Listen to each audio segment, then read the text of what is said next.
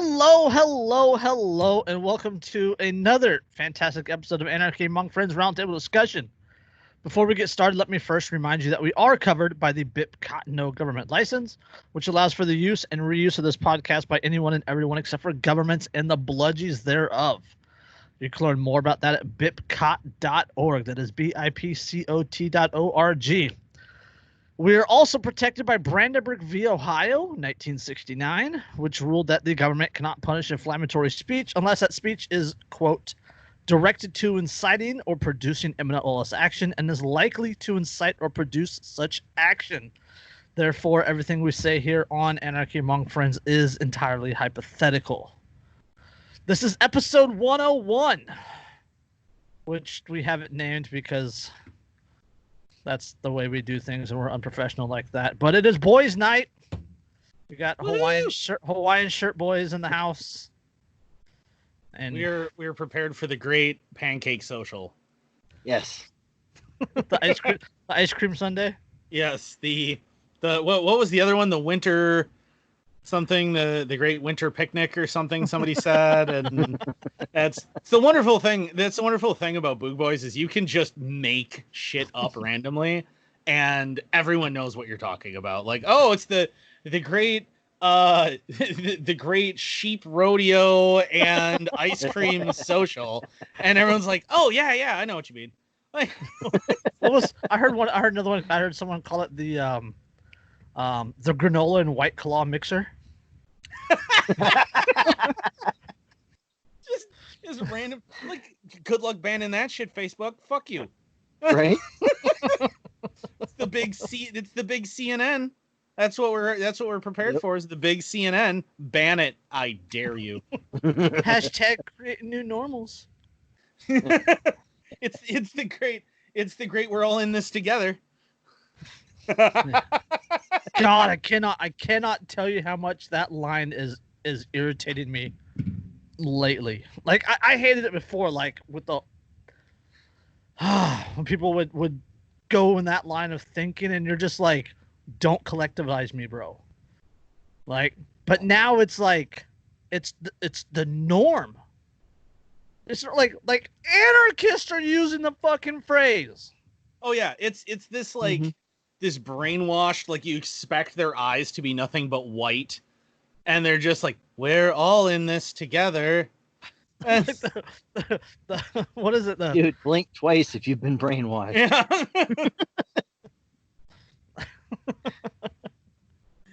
Oh, what was that cartoon with the kids? And they used the 2x4 technology, and then their enemies were the kids down the street. Oh, is that that Codename Kids Next Door? Codename Kids Next Door. That's what it was. That's what we are. We're them, and then everybody else are the kids next door. Yeah, and then one kid had like a British accent for no discernible reason. Like, everyone else is American. It's clearly in America. His parents are American, but for no apparent reason, he's got this British accent. And it's not even a regional British accent. It's just this generic British accent that you can't quite place. Like, is that Midlands? Is that the North? Is Welsh, London? You can't really tell where it's at. And it made no sense. You've slipped into your Irish accent on the show before, so maybe you're our version. But I mean, you were born in Ireland, so that's technically an excuse. Well, I was born in the U.S. I was raised in Ireland. Oh, sorry, raised in Ireland. Oh, okay. Yeah. Maybe that kid is kind of like the pirate from Dodgeball. Yarr. Yarr. Steve the pirate. Steve the pirate? Scurvy. No, not ringing a bell. Hey, look, it's Steve the pirate. Man! I've seen that movie way too many times. I told you she was a lesbian. I'm not a lesbian, I'm bisexual. Oh, snap! I don't care what she is, that dyke can throw. Yeah. You can dodge a wrench, you can dodge a ball. What? And I love Justin Long's reaction where he just keeps, oh my God. For like 5 minutes. rolling on the ground in pain. Everyone just moves on. Like, Walk it off. hey, you queer bait, come here. God, we're so getting canceled. Most professional podcast on the internet. Patches O'Houlihan. Yeah, and then the look of the Irish sign falls on him, and sorry they don't make a sorry your dodgeball coach just got crushed by 10 tons of irony Hallmark card. Oh God, yeah, we're getting canceled. What I say, suck my dick. I mean, see, I'm down. You can't cancel me for that. I'm down. I didn't specify. You don't know. Don't assume my gender. Yeah. You did just buy an AK, so I mean we can't assume. Most glorious people's rifle, comrade. Isn't it Polish? What, the AK that I got? Yeah. No, it's Serbian. Okay. Former Yugoslavia. It's Zastava. That everybody in America mispronounces is Zastava. It's Zastava. But it's a ZPAP M70. So it's based on the AKM, but it's sporterized so that they can actually get it in the United States. Because otherwise you can't. So like the thing is, and I don't know enough about it, is like there's a cleaning rod that goes through where there should be the bayonet lugs, right? But the cleaning rod doesn't come out. So I don't know if it's just there so that the lack of bayonet lugs doesn't look odd, or if it's actually a cleaning rod. Because if you're going to go through the trouble to put that there, you would think you would just make it removable so it could just be a cleaning rod. Like, wouldn't that make sense? Well, it's an AK. You don't have to clean them. Yeah. AKs will operate if they see. Unlike those ARs, the AK will operate if you drop it in the mud. Yeah, because it's got such a enclosed action with that giant hole down the side. But don't worry, there's a dust cover that's a thin sheet of sheet metal that doesn't completely line up with it. That'll definitely save you from getting things into the action. You fucking moron. Yeah. Okay. If rifle does not work, just hit it with shovel. I mean, that'll kind of work with AKs. I mean, I will say that when things go wrong with an AR, they can very quickly become a massive problem. When things go wrong with an AK, you drop the mag, you run the action, and it'll probably start shooting again eventually. Like, or it'll at least shoot, and then you just have to operate it like a bolt action for a little while until you can rinse it out, and then it'll start working again. I'll give it that, but ARs never even have that problem to begin with because they're all sealed. And a semi-DI gun will also blow all of the dirt out of itself. So, just saying. The AR Master Race. AR Master Race. I feel like I betrayed the AR Master Race, but I really wanted something that had cheap, easily available ammo that I could just beat the shit out of and just not care. And an AK kind of fits that bill. So, well, yeah, I mean, what you traded away is troublesome. I mean, it worked. It worked reliably for the most part, and it's really cool. Like, the KSG is a very, very cool shotgun.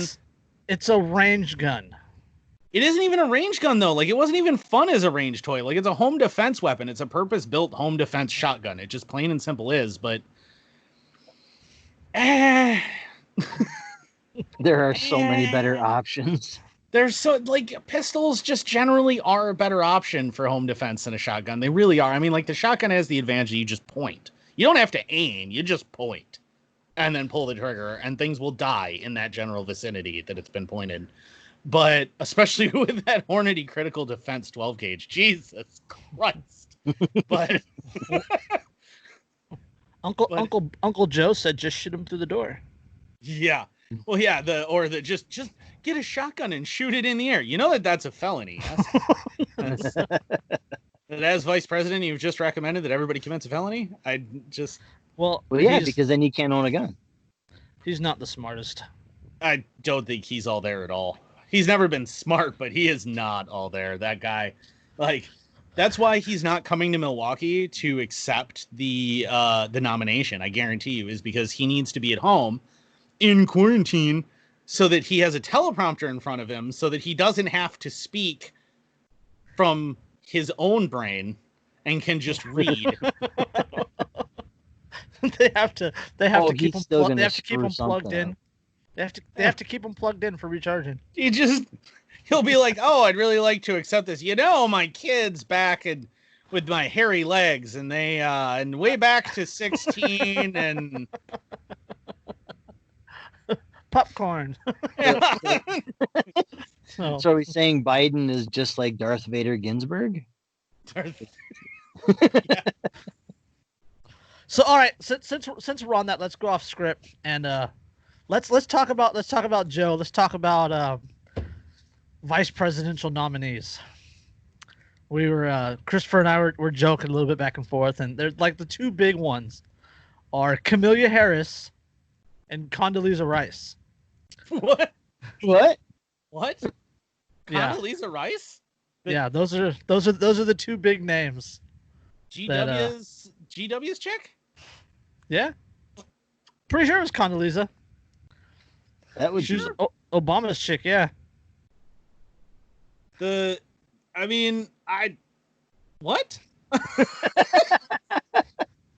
That's kind of what I was thinking. Like, wait a second. What? Are you sure that's Condoleezza Rice? Because that seems off somehow. Yeah. Condoleezza Rice. She's in the running, and the two big names are her. Oh, you mean Susan Rice, not Condoleezza. Susan Rice. Sorry. Yeah, okay. she is the director of the NSA. Yeah, Susan Rice was former director of the NSA, and Kamala Harris, California senator from your neck of the woods. Oh my God, this woman. She was former DA in San Francisco. Then she was former AG state of California. This woman refused to acknowledge it. She refused to acknowledge it, but she had thousands of cases thrown out on appeal because she knowingly hid evidence and sent guilty men to prison in order to keep her conviction rates up. The fact that seeing what the irony of that is, so on the one hand, largely the political left in America is out marching against the police and police brutality and government corruption, and specifically in the Justice Department and everything else, while simultaneously openly supporting Kamala Harris, who was one of the most corrupt prosecutors that a state full of political corruption has ever seen, who happily sent innocent men to prison over and over and over again just so that she could look good politically. And they're supporting Joe Biden, the man who is the architect, not only of civil asset forfeiture, but also helped to start the drug war, which has done more to destroy, especially inner city black families, than anything has. And what a weird freaking dichotomy is this? Like, this is this bizarre. I don't understand. The collapsitarian in me really hope Kamala Harris gets the nod. Just because, well, number one, the memes would be fantastic. and two, Pence and her arguing back and forth would be one of the greatest comedic skits since Who's on First. Dude, SNL could possibly get funny again with that. Like, right? They actually I literally want to bring back Mad TV just to cover the presidential elections. Oh my God. And the funny thing, and I said this I said this with Biden the first time, when he was VP and he was leaving office, and I said, as someone who has to live in the area that the United States government controls, I celebrate that fucking insane person is no longer wielding power right now. But as a comedian, I weep. And now I look and I go, as a comedian, the idea of Joe Biden as president is just a gift from God himself. Like, oh my God, I don't even need to make up material. I could just quote him directly and stare at people. It's like a dumpster fire, right? But the dumpster's full of different minerals so that it spits off different colors, and you're like, ooh, as it's burning. Yeah, it's still burning your house to the ground. But man, is it pretty when it does it. I think that's called freebasing. Yeah, like, it's just, but as a person who has to live here, I look at the idea of a person who can't actually finish a coherent sentence even once on his own without a teleprompter.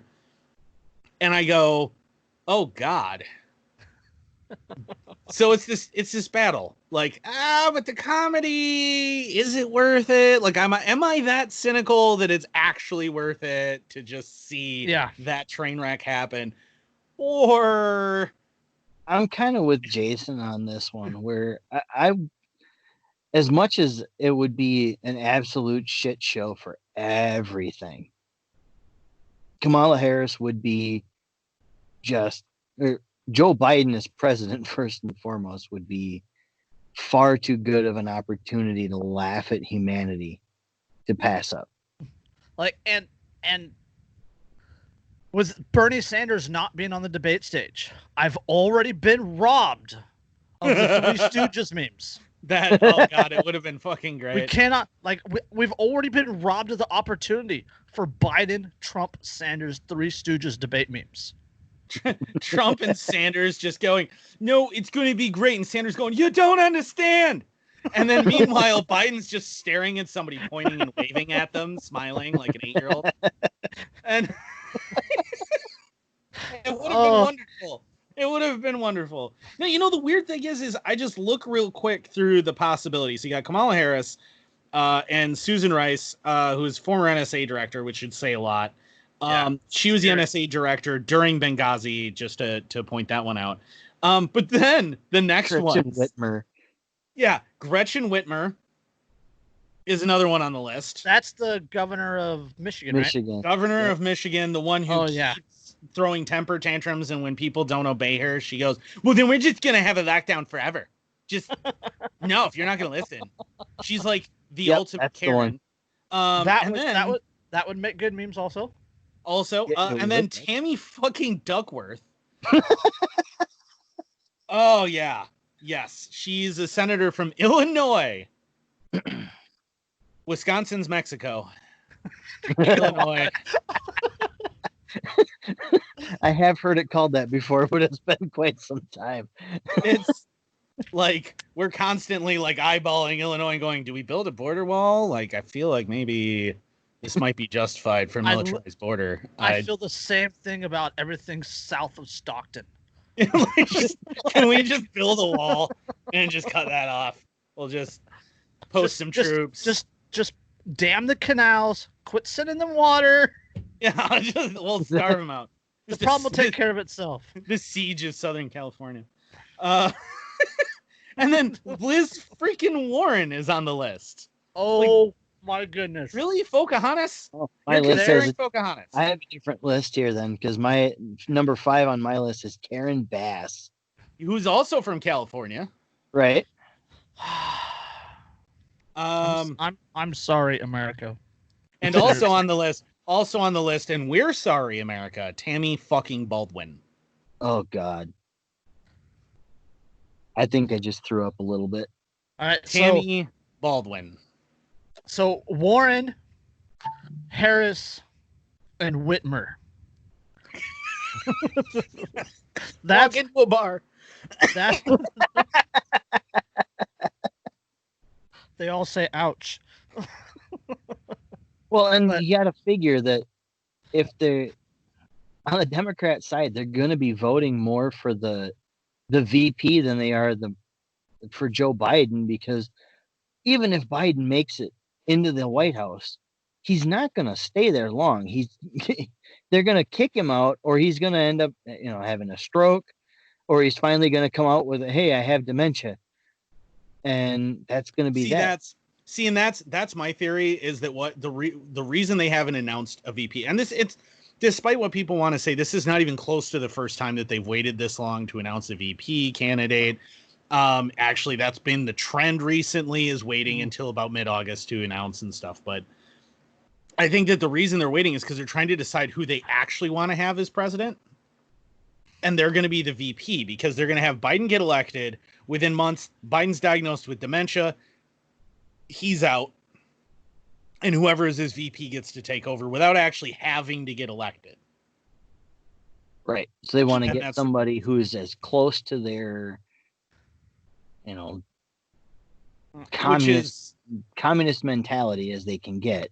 Which one is also, I think, Tammy Baldwin is actually much more in the running than Liz Warren is. Because Tammy Baldwin definitely fits that mold. She is definitely a very, very, very left person. She's actually the person I was supposed to run against when that whole thing that I talked about on Enemy of the State Stink Podstash led me to Anarchy, having been very involved in politics with the GOP and things. I was supposed to run against her until I voiced my libertarian ideals at the time, and then they decided that they didn't want somebody libertarian. All right, and the tinfoil hats. I grabbed my tinfoil hat off the shelf. So here's my 2 cents. I think Trump gets reselected. Remember, it's a selection, not an election, right? Yep. Trump gets reselected, which militarizes the left even more. Which, as a reaction, the right becomes militarized against them. It becomes more battle. The economy fully collapses, and then Trump, as Trump has been doing, in case you guys haven't been paying attention, instituting socialist policies, nationalizing things that are completely in line with the Cloward-Piven strategy. And then the right celebrates it because Trump Daddy guy did it. Is saving us, blah blah blah blah. Because it's der Orange Führer. Like, dude, you see Trump's latest ones, right? Like, deferred payroll taxes while extending the unemployment benefits like $400. Yep. Right. Yep. Cut taxes, increase spending. Oh, and then the flip side is he's doing one that's going to order medical insurance to cover pre-existing conditions. Wasn't that something? Which was a part of Obamacare.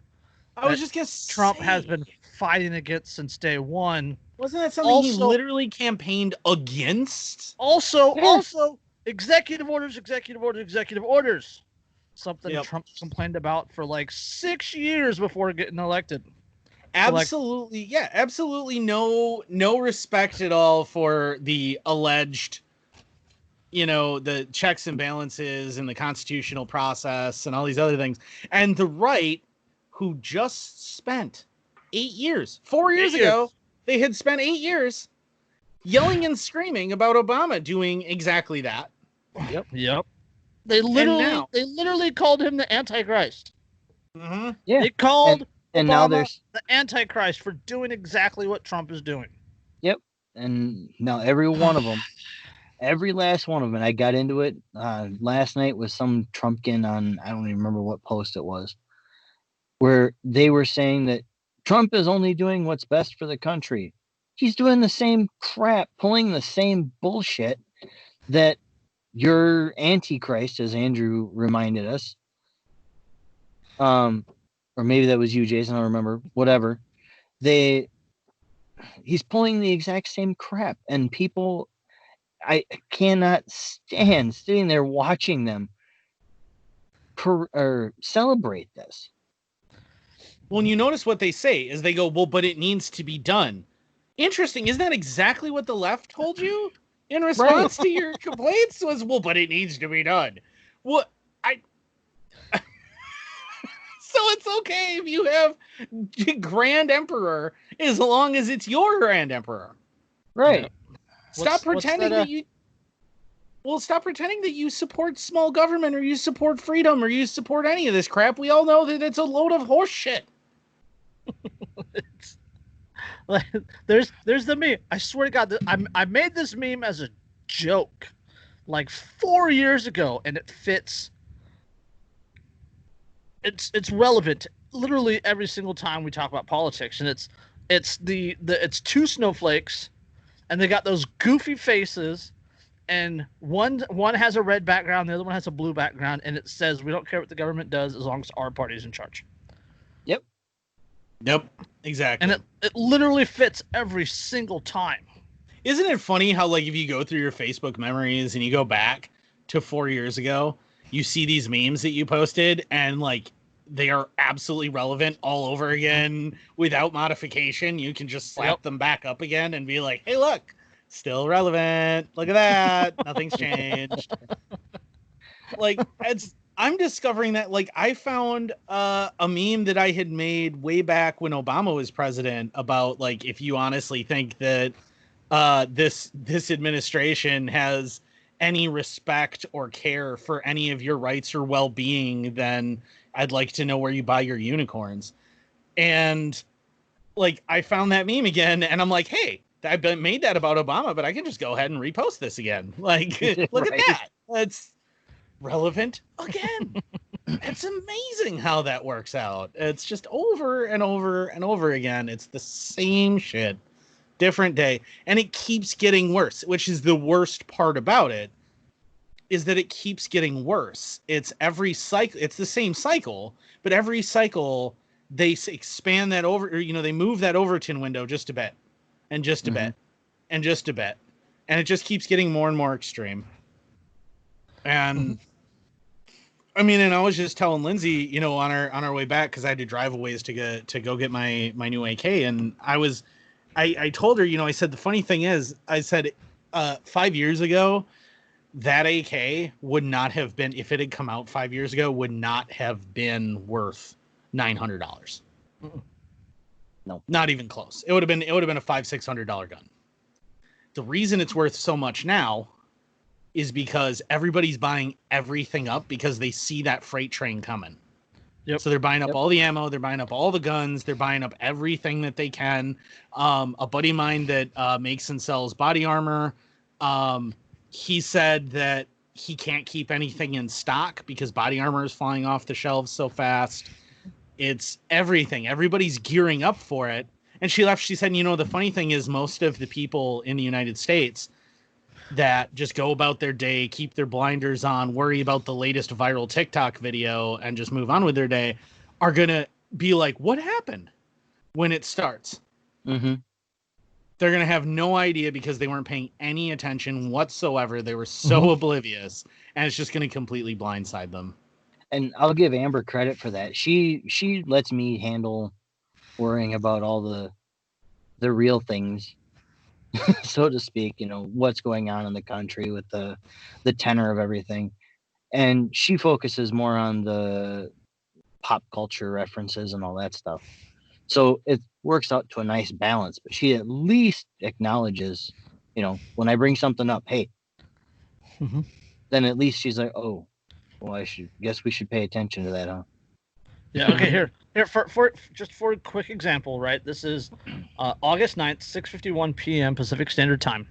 This morning at like 9:30 a.m., I posted a link in one of my Telegram chats. Wolf steel case, 55 grain, $599 for a case. Now 1,000 rounds. Now they're sold out. Oh yeah. Yep. The weird thing is 5.56 is still available. Like, that's still confusing me. Yeah. Like, yeah, but it's so much. Hey, you know what? I have 2 rifles in 300 blackout. You want to talk to me about ammo not being available? I don't have that problem with 300 blackout. Good Lord, I still have all that brass to give you. By the way. I have to do NICS checks to get ammo. No. Do you have to get reloading supplies too? No. I think it's a regulated. I don't know if it's, I don't know if you got to do NICS checks for that, but I know it's regulated, like I show don't ID think and stuff. if I remember correctly, it's not. They don't have to have the NICS check to get the supplies, but if it's discovered that you are reloading, then the fire marshal can come in, and the state of California only allows you to have X amount of powder in your possession at any given time. Any more than that, and you're guilty of a felony because you might be making bombs. Which is why you turn it all into ammo as fast as possible. That's right. And then you lose it in a boating accident. Yeah. See, right. See how that works? That's yeah. I mean, it drives me nuts because, you know, you think about it, and like, remember the last time that this happened was while Obama was in office, right? And the DHS started buying all that ammo up. When he was being reelected. Yeah, Yep. and that's the last time that this happened. And all of that ammo, when they put up Romney. Oh yeah. That's Yeah. of all the people to go up against Obama who appealed to like everybody in some level, like anybody who is even vaguely center or slightly left. They literally put up mayonnaise is spicy Mitt Romney. Yes. Against everybody's bro, beer drinking Obama. I mean, yeah, I mean, you know, yeah, you have that famous picture of Obama with his beer going, hey, and in contrast to that, you have Mitt, Romney. I can't believe I'm not even whiter Romney, who's like a Mormon and doesn't even drink caffeine. And like, I mean, I already think it's freaking weird that Donnie Orange Man only drinks Diet Coke and doesn't drink alcohol. Like, I think that's bizarre. Like, that's weird to me. it just is. It's really weird. I also think it speaks a lot to his mental capacity, because as we all know, aspartame does very bad things to your long-term memory. But oh. Great, now we're gonna get canceled by both sides. Well, we're anarchists. What do you want? Of course we are. We're equal opportunity offenders here. It's all right. Yeah, I don't discriminate. I hate literally everyone. So, speaking of hating everyone, let's just move on to our first article. I want to get this article out of the way because I know you're both going to shit yourselves and you're going to be angry. And all right, Nashville City Councilwoman recommends attempted murder charges for some not wearing face masks. What? There is no concept of that charge in legal terminology where that's even remotely sane.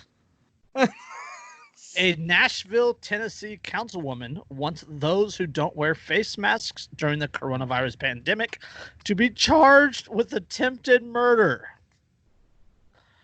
Sharon Hurt, an at-large councilwoman for the Nashville Metro Council, joined an August 5th meeting between Public Safety, Beer and Regulated Beverages, and Health, Hospital, and Social Services committees. Quote, "My question goes back to legislation," she said during the meeting. Quote, "But my concern is, I work for an organization that if they pass a virus, that they are tried for a murder or attempted murder if they are not told, and this person may very well pass this virus that's out in the air because they're not wearing a mask is basically doing the same thing to someone who contracts it and dies from it." I'm going to read that again because I know it's hard to follow, but I am reading verbatim what she said. I was going to say, there seems like a lot of word vomit there. She needs some ranch dressing for this word salad for sure. Okay, but my concern is, I work for an organization that if they pass a virus, that they are tried for murder or attempted murder if they are not told, and this person who may very well pass the virus that's out in the air because they're not wearing a mask. I can't read this while you're doing that, Andrew. I'm so confused. I'm trying to keep track of this and like diagram it out. Like, I feel like that dude where I'm putting like pictures on the wall and there's pins and there's red string going on here, and I'm still not I need a translator. following. I'm literally reading word for word her quote.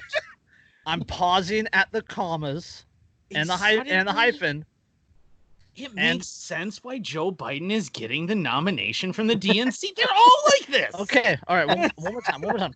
But my concern is, hyphen, I work for an organization, comma, that if they pass a virus, comma, then they are tried for murder or attempted murder, comma, if they are not told, ... And this person who may very well pass this virus that's out in the air because they're not wearing a mask is basically doing the same thing to someone who contracts it and dies from it. Who? You're using all these indefinite pronouns, and I don't know what you're talking about. Hold on.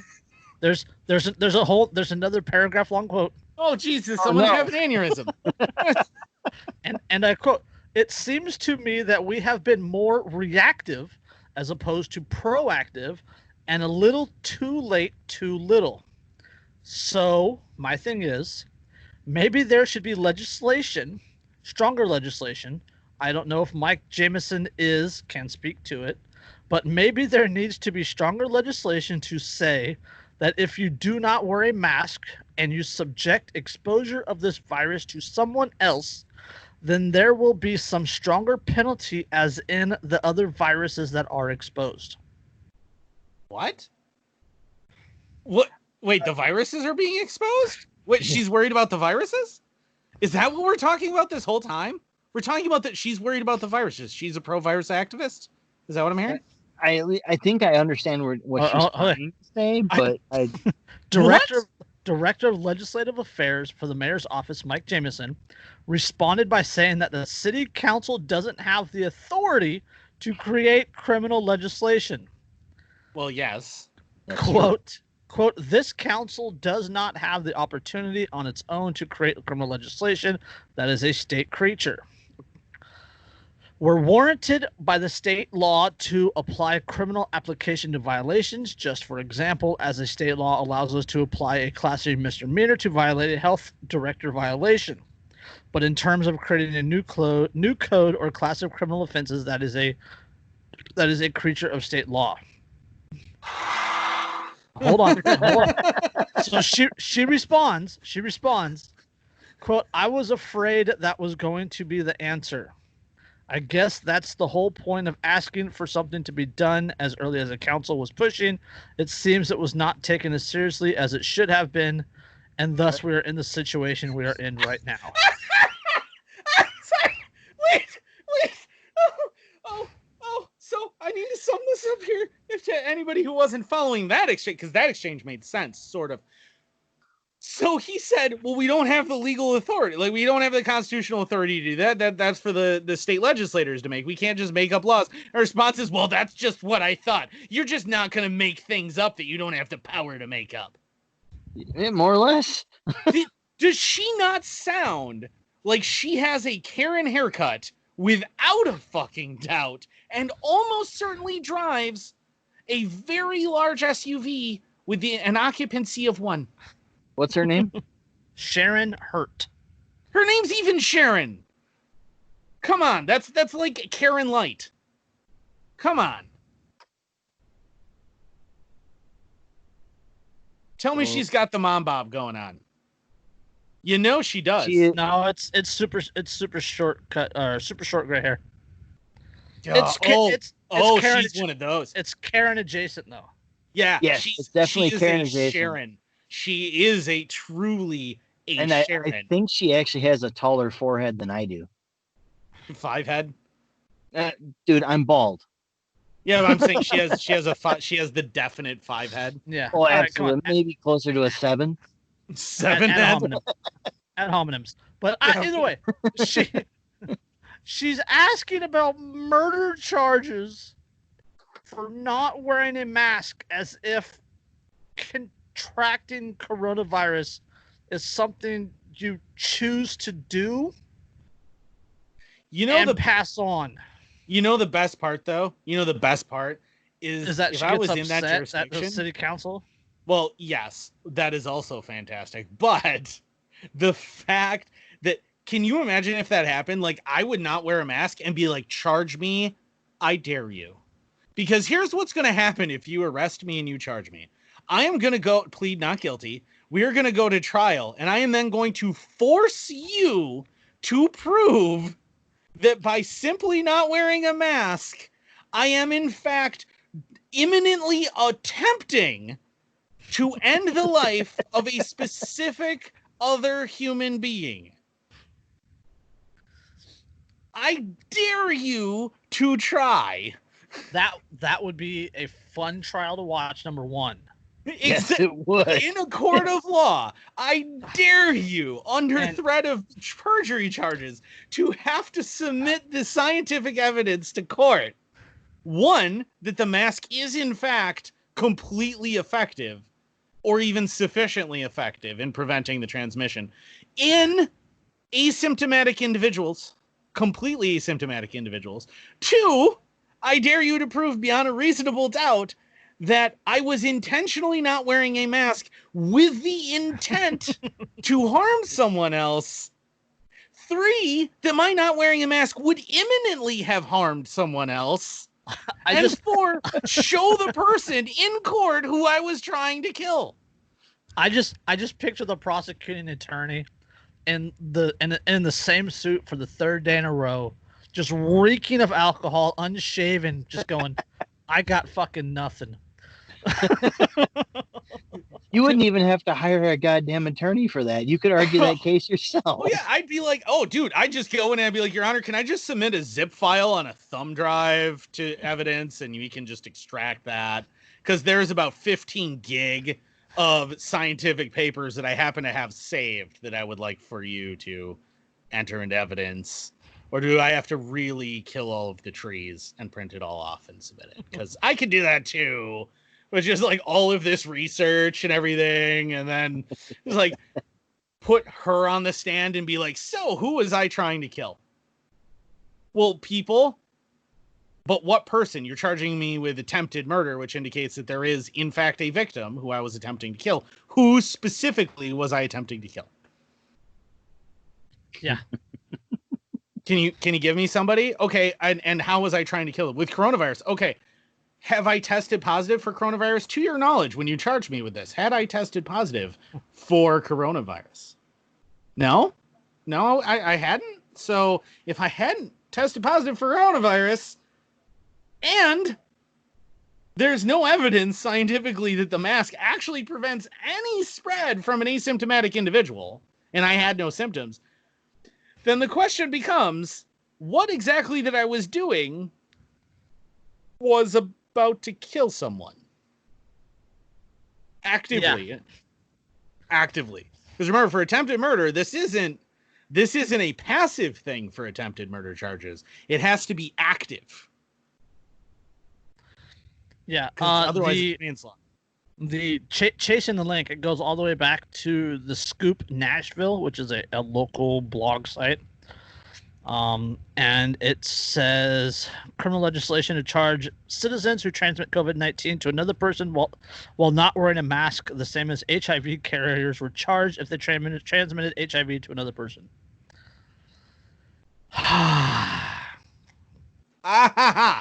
So that's the virus and the organization and people, you know, that she was discussing.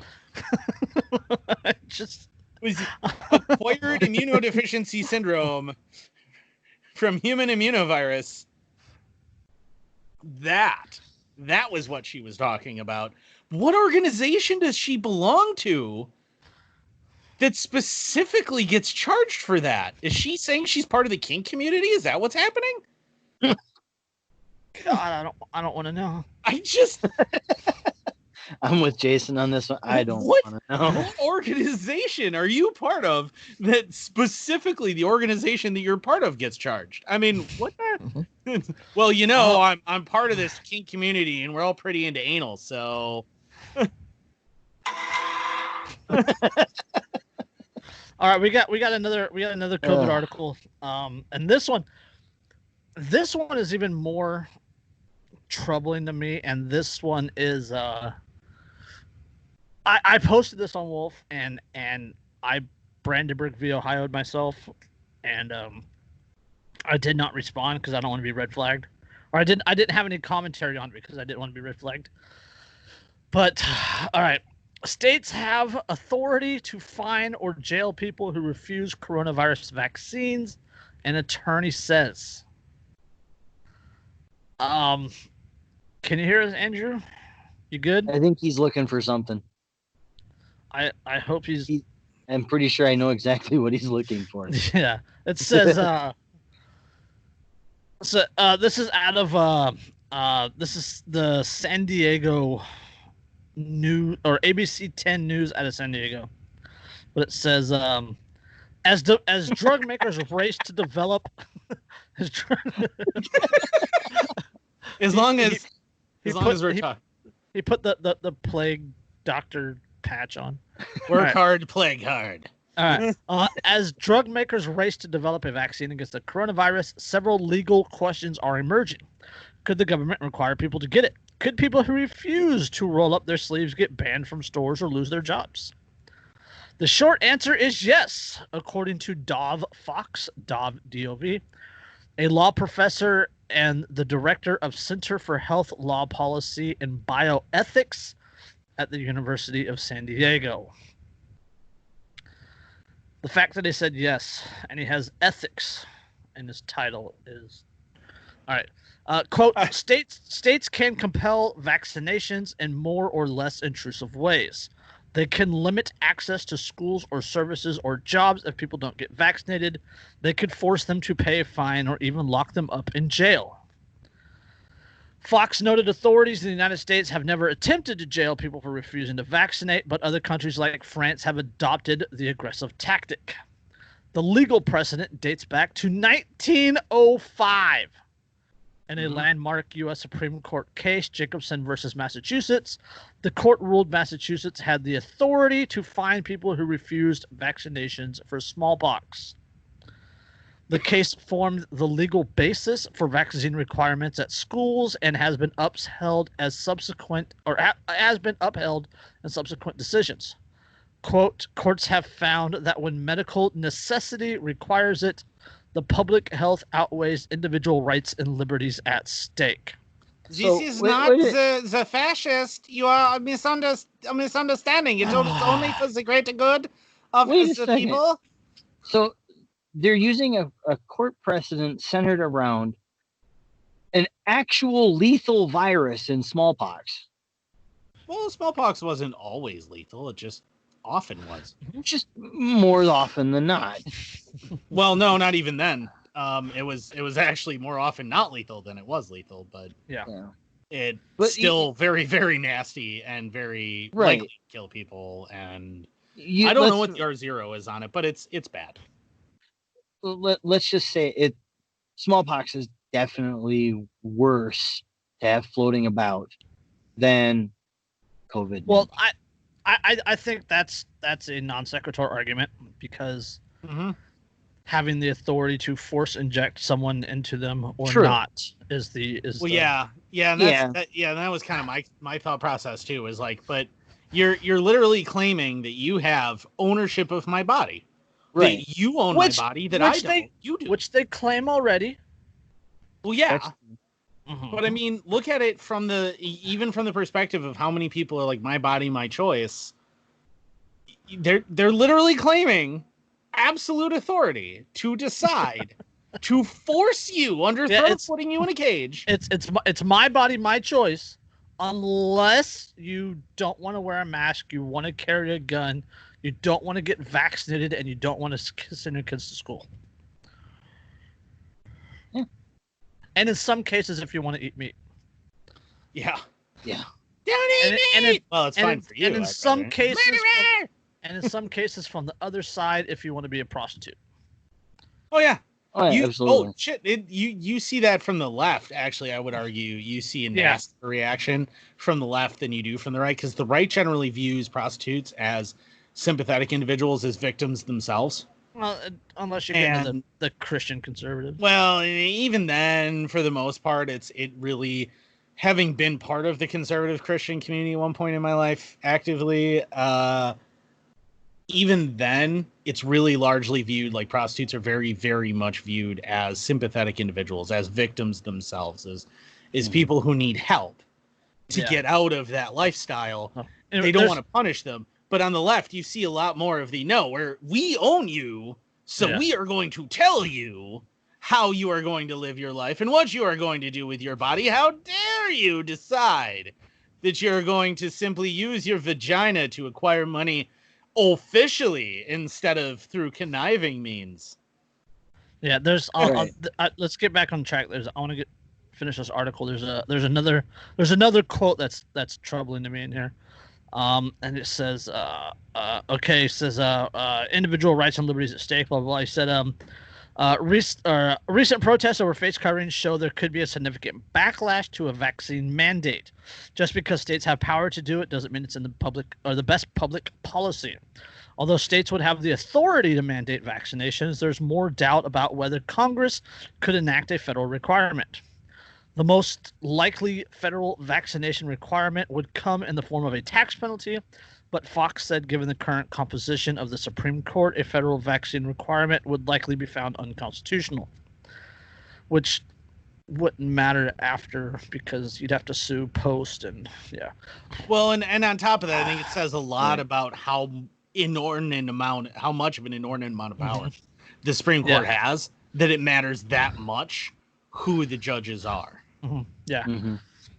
Opponents of a federal mandate would cite the Supreme Court's 2012 decision on the Affordable Care Act, which in that case the justices ruled that Congress could not use its power to regulate interstate commerce to require people to pay health insurance, even though the ACA's individual mandate was ultimately upheld on separate grounds.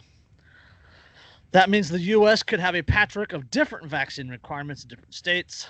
States that could explore a vaccine requirement should only do so if the vaccine is widely and readily available, Fox said. Quote, otherwise you create an underclass of people who are less safe and without access to the basic means of society. Das Untermenschen. Yes. That's literally what he said. You create das Untermensch. The subhumans. Yes, literally, I like as if we don't already have a caste system, but I mean that would be more. I also, the thing that anybody else is seeing Equilibrium here, like the movie, not literally Equilibrium. Like, is this not Equilibrium? Oh God, isn't this Equilibrium? Yeah. Like, this is where they're going to mandate because it's for the good of everybody. So they're going to mandate that you take what drugs the government says you have to take because it's in the interest of the public good and you can be punished if you don't. Like, this is like, we have how many books and movies and things talking about this as a dystopian authoritarian future. And what? Wait, he goes even one step further. Quote, this is another quote from him. He says, religious exemptions are not constitutionally required by the First Amendment's free exercise clause, provided that the vaccine mandates don't single out religion. They're not motivated by a desire to interfere with it. If a religion is against a fucking vaccine, it absolutely singles that religion out, you fucking mental midget. And that's even established jurisprudence. And then the article goes on to say, in the workplace, private employers would have a lot of flexibility to require vaccinations or fire workers who refuse them for anything but legitimate medical concerns. Yeah, I have a legitimate medical concern. I have no idea what the fuck is in it, and you want to force me to inject it into my body. I am not a lab rat. Yeah, what the fuck? Right. No. Well, and again, just to recap, we're not necessarily anti-vax here. I'm pro-vax. No, I'm not anti-vaccine either, but I'm hell of anti-force vax. Exactly. Absolutely. I give him some credit. He does have a point as far as private employers go. They could mandate something like that, and literally the only thing I agree with in the whole article. Absolutely, but that's the only point and the only valid point that he really has. I think, yeah. I mean, it's the same thing as like private hospitals who require that all of their workers go and get the flu vaccine, regardless of whether or not it actually ever fucking works. It's on the same plane as requiring Hooters to wear the short shorts. Right. It's the same plane as Hooters requiring people to all dress like one specific person's 90s fantasy. It's for some really super weird reason, and that's why Hooters is dying. Twin Peaks all the way and Tilted Kilt. But anyways, so if you hadn't heard of those, check them out. You're welcome. Hey, plaid over orange every day. Plaid over orange every day of the week. Exactly. No, but it's the same thing. Like, it's, if you are a private organization and you're saying, hey, if you want to work for me, you have to do the following things. That's fine, because no one's making you work for that company. Right. You could easily go, you know what? No, I don't want to do that. Therefore, I'm not going to work for that company. It's the same reason why I don't want a SOT2 anymore. Because if you have a SOT2, you have an FFL, SOT2. Well, now if the address for that is my home address, they can investigate my home at will. Mm-hmm. I don't feel like doing that. Therefore, I mean, that's technically still using government, but still it's a business decision, right? So like, if the business decision required that people could investigate my home at will because that's the address where my business is, well, I don't want that. So I'm not going to get into that business anymore. I'm not going to do that. You're totally able to do that. And if a private company wants to require masks, or a private company wants to require that you get injected with shit in order to work for them, whether it's a vaccine or a super soldier serum, if you don't agree with it, don't work for that company. Yeah, don't work for them. They have a right to do that. It's the same with uniform. If a company only wanted to hire, left-handed redheads that talk with a lisp and have green eyes, that should be their right as a company. Damn it, I can fake the lisp, but I got blue eyes and it's just not working out. I'll shop there. I love redheads. But anyway, but yeah, that's the only part of that entire article I agree with, is that point. But what I wanted to bring up, in accordance and with that, you brought it up with the my body my choice decision and all that other stuff. The fact that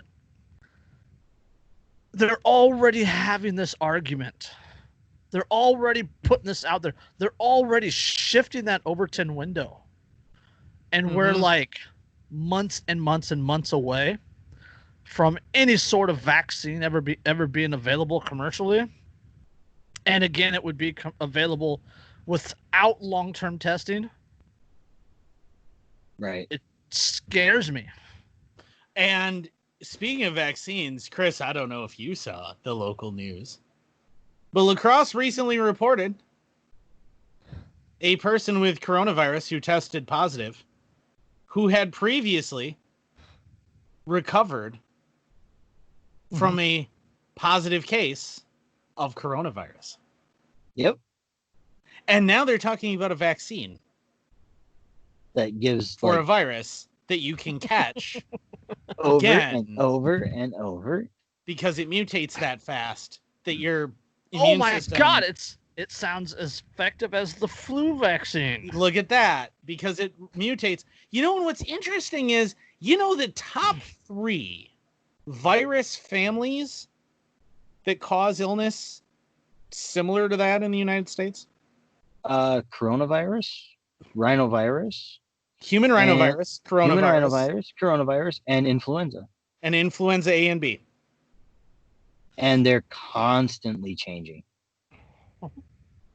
Which is why flus are named after the protein strains.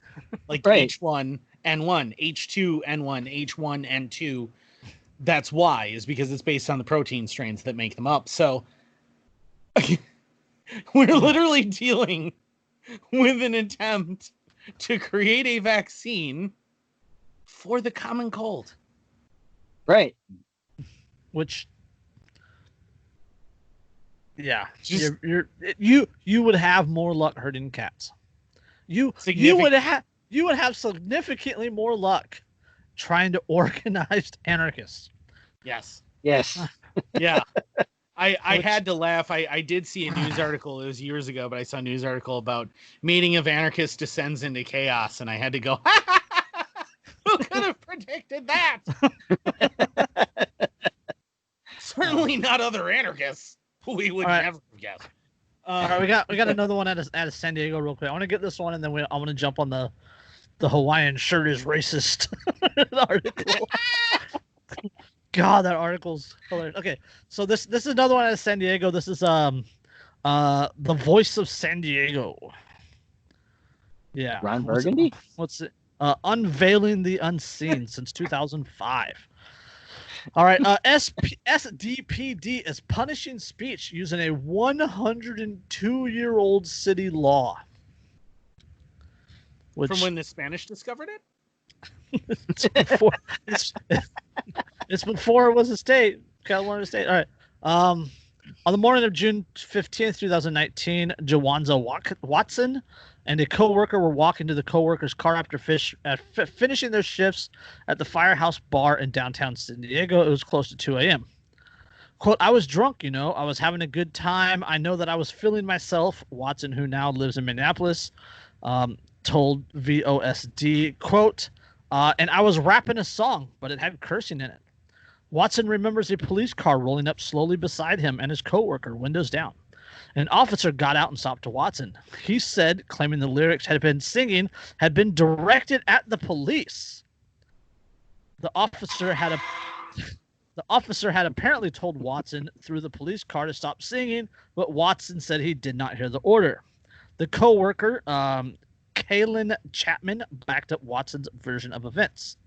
The officer wound up giving Watson a ticket for violating section 56.30 of the city code, which reads, quote, it is declared to be unlawful for any person within the city of San Diego to utter or use within the hearing of one or more persons any seditious language, word, or epithets.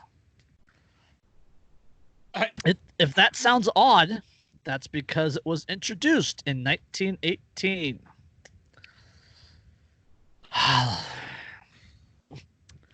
Yeah. They've been enforcing this since 2013, as far back as the city could provide records. The San Diego Police Department officers have issued 83 tickets to people they accuse of using seditious language. Seditious language is generally defined as speech that aims to overthrow the government.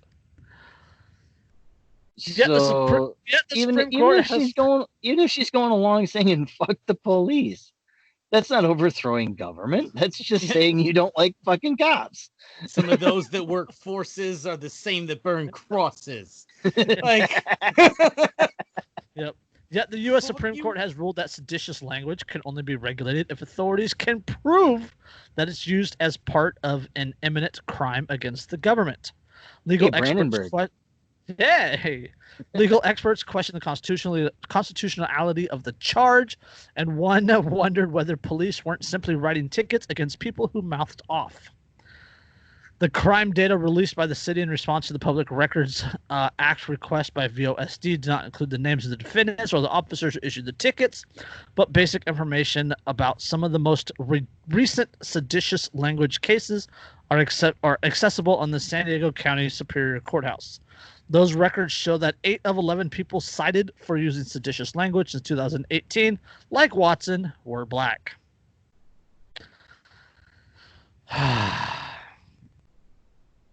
Lawyers have yet to grapple with the First Amendment ramifications of Section 56.30 of the San Diego Municipal Code because most have never seen the tickets.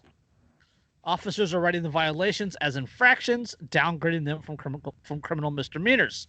This puts seditious language tickets on par with a speeding ticket and removes both the city's attorney's office and the public defender's office from the judicial process. So wait. So they are charging people effectively with sedition. Yes. Yep. And you don't even get to see the charges. And they're downgrading them from misdemeanors to infractions in order to avoid the legal process. We do not have to show you the charges against you. We just know that you have said things against the fear, which we find to be counter-revolutionary. What do you have to say for yourself? Yeah. Like, is the next stage that they're going to beat them with rubber hoses? Is what are they waterboarding? Is that the plan? Yeah. That's where we're going here. Quote, if we did see this kind of charge come across our desk, it would kind of raise our eyebrows, said Michael Ruiz, who supervises the San Diego County Public Defender's Misdemeanors Unit. Quote, because look at the charge itself. The language seems highly unconstitutional. Hillary Nimchek, a spokesman for the San Diego City Attorney's Office, which prosecutes misdemeanors, said her office hadn't been aware of police or enforcing a section of the municipal code prohibiting seditious language.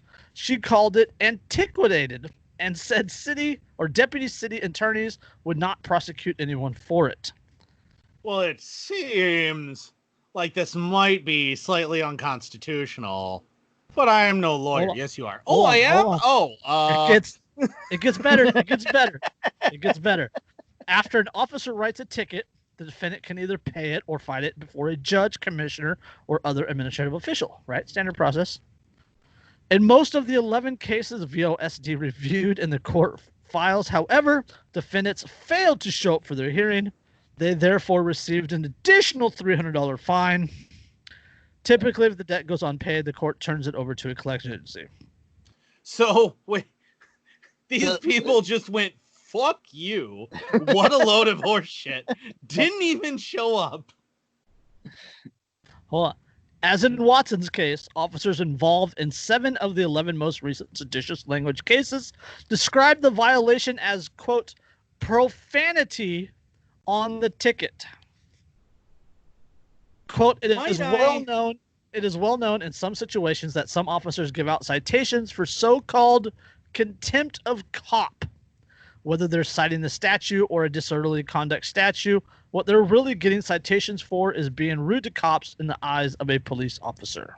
Might I suggest you don't say that it would be prudent for everyone to know the exact names and locations of these officers who are writing these tickets so that we can avoid them.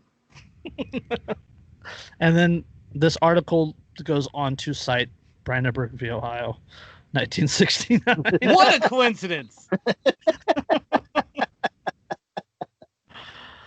But might I suggest that for the sake of getting everybody to avoid these cops, that we know exactly who they are. First name, last name, date of birth, present address. Because that way we know if we see them, this guy is a complete asshole who will ticket me for saying mean things because he's a delicate snowflake. And then I might have to deal with that. So that way, if I know exactly where he lives and patrols and his patrol car number and his badge number and his name and hopefully his date of birth, that way I can be absolutely sure that I don't ever run into him. Well, there's 2 more paragraphs. Each of the 11 most recent seditious language tickets were written in downtown San Diego, except one, which the defendant received in his own home in southeastern San Diego. Slightly more than half of the 11 cases were accompanied by another infraction for misdemeanor offenses like spitting on public transportation, loitering, or using a bicycle in a bus lane. I'm sorry, those are what? Notably, the tickets were written by 9 different officers, suggesting that the seditious language charge is part of a broader enforcement strategy. Interesting. 9 see, so you could name them. And there's lots of things about police that's public record, and Freedom of Information Act will allow you to obtain those. I mean, I'm not saying that anyone should for untoward purposes. What I'm saying is that for the sake of avoiding people, everyone in the city of San Diego should be provided that information. Also, I would submit that it would be prudent to set up a PA system for the guy who got the ticket in his own house. to play the greatest hits of NWA whenever a cop is nearby at least 120 decibels, just so that they're not bored on their shift and are provided with musical entertainment. It's a free concert. See, I personally, if I was driving around in a car all day, I like would you don't even have to do it NWA. You have to do it a cappella. Right? So that way it's an interpretation and you don't get hit with the trademark and all that other stuff. Oh, right. Or possibly, you could submit a request to Ice-T to use one of his group's lyrics that he fronted for a little while. And maybe use those. Just a thought, there's a few of those, those artists out there that Rage Against the Machine. But they're more like going along with the machine now. But yeah, well, yes, but they're old willing, stuff. I was gonna say maybe willing to make a statement of sorts. Perhaps set up a sound system in your backyard and to quote our homie John Smith, get excited. See, I mean, and the best part is that what you could technically do, if you really wanted to, is you could actually pay the city of San Diego, which of course was discovered by the Germans in 1902. Its name means whale's vagina. Calm down, Ron. But no, you could actually pay for like one of the permits that they have for like public exhibitions, right? Like for big gatherings, for a huge party. Hold a block party that is exclusively NWA, Body Count, Rage Against the Machine. And just blare it now and be like, no, I have a permit. Yeah, there you go. God, bulls on parade at a block party. That'd be... Dude. All right. Yes. Actually, I was thinking like Know Your Enemy would just be fucking gorgeous at like from giant loudspeakers at a block party as the cops roll up to complain at you. Know Your Enemy. Hey, there he is. I hear Jonathan Davis in the back of my head screaming, "Are you ready?" And then the bass kicks up. All right. Let's go to the Hawaiian shirt one because we need to laugh. All right. The woke mob declares Hawaiian shirts a symbol of white nationalism. And then it shows a picture of a black guy in a Hawaiian shirt. And then there's another picture of a black guy in a Hawaiian shirt. All right, all I can think of is that Dave Chappelle sketch with the black white supremacist. I picture Eric July's tweet. Bitch, I'm black. Yes. The lady he was responding to, she deleted her Twitter. Nice. Yeah, the woke mob declares Hawaiian shirts a symbol of white nationalism. As the woke mob came for the uniform of the summertime backyard barbecue, the Hawaiian shirt. I'm gonna try that again. Hold on. Woosfa. And then the woke mob came for the uniform of the summertime backyard barbecue, the Hawaiian shirt, in a story that had all the heft of an organza hanky. Organza is a light, frilly, silky cloth. In a story that had all the heft of an organza hanky, The Economist announced that Hawaiian shirts have been canceled because of links to white nationalism. All I can think of is, yes, the age-old debate, is it an ascot or a cravat? The Economist reports that groups of cop-hating anarcho-communists who call themselves the Boogaloo Boys, a name inspired by an old movie, use Hawaiian shirts as part of their uniform to further their diabolical plots, whatever those are. Since they are mostly white, like Antifa and Black Lives Matter rioters in Portland, the woke mob has determined that it makes them, quote, white nationalists, and therefore turns Hawaiian shirts into a uniform of white nationalists. Can I just wait. Wait. So Caught that, huh? So wait. By the nature of people being white, they are racist, is what was just said. Yes, according to The Economist, which has a paywall, so I can't read the whole article itself because I'm not giving money to The Economist. There are probably places that you can find that, but I just wanted to be sure that what they just said was, because you are white, you must be racist. Just wait. Hold on. It gets better. No, wait. I'm pretty sure I heard something about Antifa and people in Portland being mostly white. Yes, the people who are means white. That they must also be racist, right? Yes, that is what they said. The people who are white and are protesting on behalf of Black Lives Matter must be racist. Right.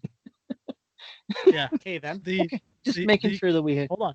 The cop-hating anarcho-communists who call themselves the Boogaloo Boys. I know like maybe 2 ANCOMs who are Boog Boys.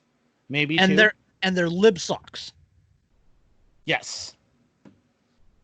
Yeah. I mean, well, there's at least one who's anarcho-leaning socialist-ish, who's a Boog Boy who... Well, I know an anarcho-syndicalist, that is. Oh, yes. Ty's a cool dude, though. I was going to say, is it the same one that I know that I was thinking of, who was also interviewed by a few big media companies and things? No, it's not him. Oh, it's not him? Okay. No, all right. no. Never mind. All right, okay, back to the article. Okay. And this is serious business because the reporter makes the case that Hawaiian shirts are related, like cousins, to the fascist brown shirts of the 1930s. Quote, fascism has a history with fashion. In the 1930s, the Nazis designed their own shirts and commissioned Hugo Boss to produce them in black and brown. I appreciate that they brought that up. I do appreciate that they brought that up. Their modern American cousins buy them off the rack at high street beachwear boutiques. I got mine from Walmart. Chris, where'd you get yours that you're wearing tonight? Or is it made in China? Hey. Probably made in China, right? I think the one on this one is Indonesia. Oh, yeah, okay. something. I think mine's Malaysia. That's racist. All right. Fascism. See the connection? The magazine used a photo of a man wearing a holster bearing the name of 3% and saying that we the people, which represents the people willing to bear arms in defense of their country. The gun is partially obscured by, my God, it's a Hawaiian shirt. Wait a minute. That's the picture that the article uses to declare them white nationalists. Okay, so the phrase "we the people," we the people. Really, you cannot get more collectivist. Yes, but right.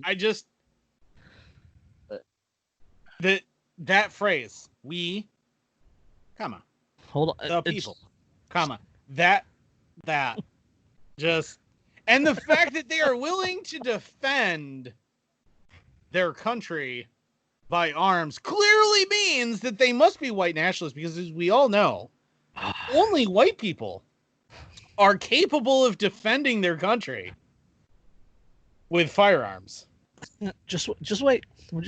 It gets better. And you know it's going to get better when I say it's going to get better. All right. The Wall Street Journal reports that the Boogaloo Boys uniform appears to be yet another 4chan troll. A troll that may ruin summer vacation wardrobes for years to come. The folks at 4chan are the same mob that started rumor that the OK sign with your fingers was really a racist sign. They're finally admitting that they're fucking retarded. Just wait. Cynthia Miller Idris, a professor at American University and the author of Hate in the Homeland, says the shirt is meant to distinguish this group of white supremacists from the others.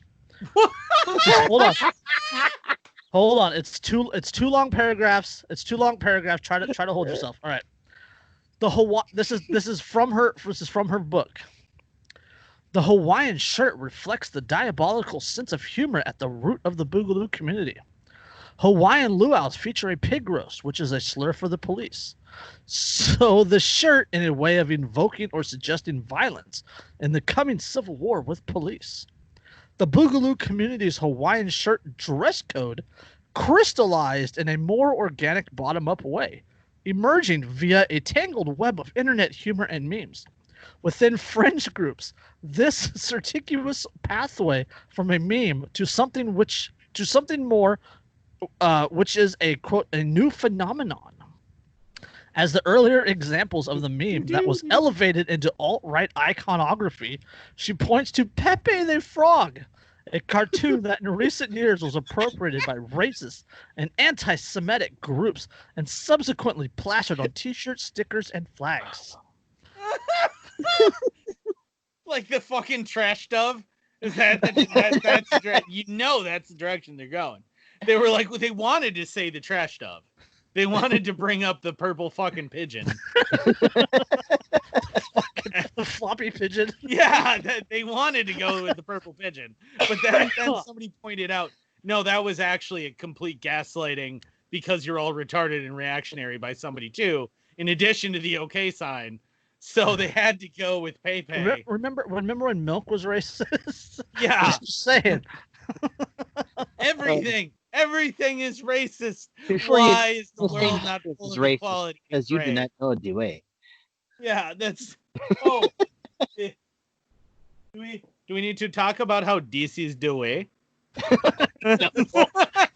Like. I mean, it's mind-blowingly stupid. I can't. But in all seriousness, one of the incredibly frightening things is that these people are true believers. They are earnest about this. Absolutely. They are being completely like they are not like trying to also get like they actually mean what they're saying.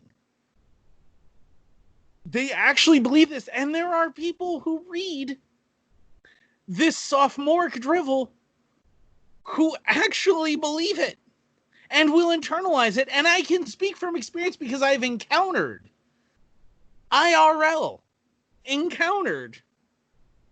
people who internalize this absurdity. Mm-hmm. Yeah. And, I could take it in that same vein back to the whole mask mandate bullshit. I was attacked by a Karen with a cart at the local store.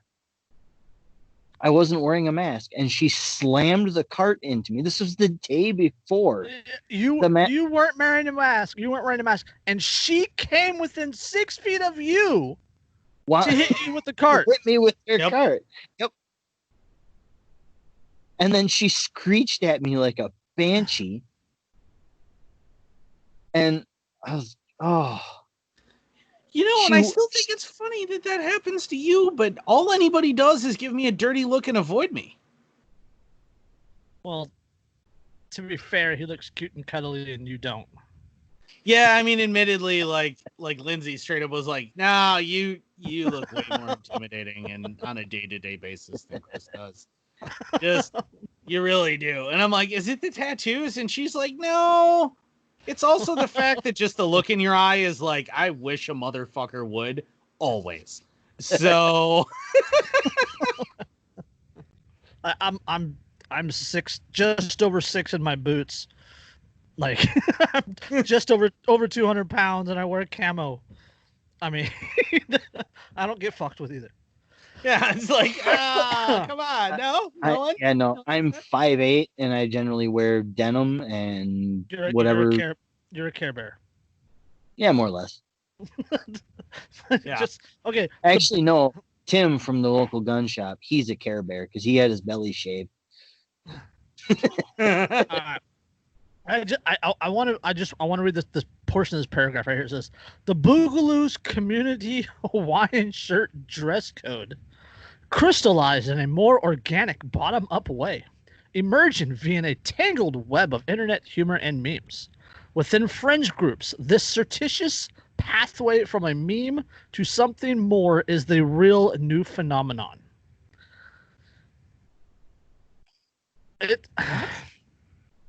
Yeah, she's like surprised that something trendy caught on. She's surprised First that day meme internet. culture. It's like Hawaiian shirts are literally Tamagotchi watches that you wear.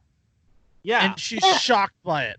She's surprised. So she is surprised that a meme went viral. Yeah. That's what this amounts to. I'm surprised that a meme went viral. Like they literally, like the Wall Street Journal of all places literally says it's a 4chan troll. And they're talking about it like it's a vaccine or something. Well, and like I've tried to explain the Hawaiian shirt thing, like, look, it started out as Boogaloo because it was American Civil War II Boogaloo because it was a sequel that no one wanted, but everyone's going to get anyway. And then it was, because Boogaloo kind of sounds like Big Luau, and then it became Big Luau, and then because it was a luau, then it got funny. It's like, oh, it's a luau. We're all going to wear Hawaiian shirts, and, and then it went from there, and it just kind of has run away with itself, as all the best memes do. And the cop-hating anarcho-communist Boogaloo boys. Yeah, I know. I love that. I gotta say, also gotta point out real quick that the picture with the holster, the people, I guarantee you that's a pocket constitution. Yep, probably. Yep, probably. Yeah, see, and that's the funny thing is that they will article on Monday. Boogaloo boys are hyper nationalists and Trump supporters. Yeah. Article on Tuesday, Boogaloo boys are anarchists and want to destroy your way of life. Article on Wednesday. Cop-hating anarcho-communist white nationalists. Does that make sense to literally fucking anyone? There's so much word vomit there that doesn't even. Well, I'm a banana octopus. Like, what? Are you kidding me? Like, oh well, I'm a hyper nationalist, Trump supporting, anarchist, ultra conservative, Christian, trans, gay, black dragonkin. Like, what? And the best part is if you actually said that to somebody, they'd have to accept you for that. On the left. You better fucking accept me, you bigot. Like, what? All right, you literally, somebody like that who actually like meant that, you what do you say in front of them? You can't even talk about the weather. They'll find something offensive. Yeah, there's nothing you can. People that are true believers to this, there's nothing that you could say as a heterosexual white male that they will listen to. Oh, there's nothing. I have a friend who is in the Boog movement, who is a black female, and she's very pro-gun and very into guns. And she gets called a white nationalist guy regularly in forums, and is one of the most goddamn hysterical things I've ever seen. Because her response is like, "Oh, really?" And then she posts a picture in a Hawaiian shirt with an AK-47 standing there as a black chick. Like, she's like, "Oh God, yeah." Are we talking about Terry? Is there talk about Terry? No. Okay. Because our friend that was on the show before, Terry Lynn Coleman, like, she does that same sort of thing. Yeah, all the time. And And has it's like, oh, it's just your white male privilege, and she's like, bitch, I'm a black woman in the South. in the South. Yes, she's a black woman from fucking New Orleans. Like, what? She's got like 4 Karens worth of ass too, and it's fantastic. Yes. And it's so fucking funny because she'll get that shit all the time. And it's just like, oh God. And like, I'll watch those threads and just be like, oh, this is going to be glorious. This is so good. And like, you'll see before she even reacts, somebody will say that and you'll see like 15 haha reacts build up because all of the people who know her are reacting because they know what's about to come. And then she'll throw down with something like, I'm a black woman. Like, oh, taxation is theft. yeah, that's always her tagline. Even non-political things. Non-political things. Hashtag taxation is theft. All right, let's confirm our anarcho cop hating anarcho communist white nationalism.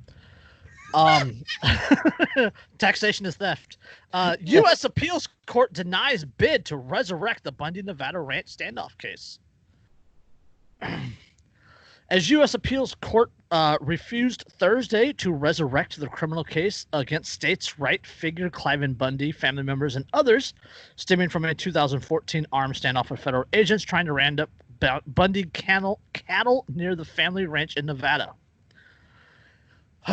The Ninth Circuit Court of Appeals in San Francisco denied prosecutors' efforts to overturn the U.S. District Judge Gloria Navarro's decision to stop a month-long trial in January 2018 for flagrant prosecutorial misconduct and her dismissed of the criminal indictment so it could not be refiled.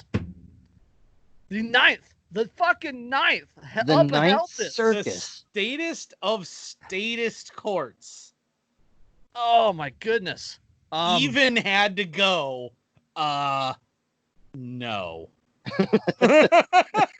Yeah, like the prosecutorial misconduct that took place was so bad that the case was dismissed with prejudice.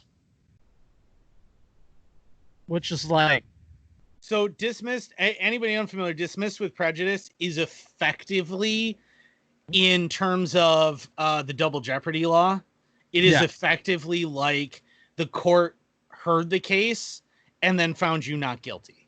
You can't be retried for it because basically what the court is saying is that everything is so compromised and so fucked up and so wrong, and any separation between what is wrong and made up and done through illegal means and everything, and the truth is it's all so intertwined because of the prosecution that there's no way a fair trial could ever actually occur. Therefore, you can never be tried for this. Yeah. I'm gonna read one more paragraph, and then I'll drop down in the article where it starts talking about that. This is from the 9th. It says the judge is affirmed. Judge J. Bybee wrote for the 3-judge panel that heard the oral arguments May 29th. The judges found Navarro properly identified violations of, quote, recognized statutory or constitutional, and she had the authority to punish the government, quote, to defer further illegal conduct. Basically, wait, so they said that if they ever tried to try this again, the government would guaranteed do illegal shit again. Yep. Yes, to defer further illegal conduct. Yes. Dropping down.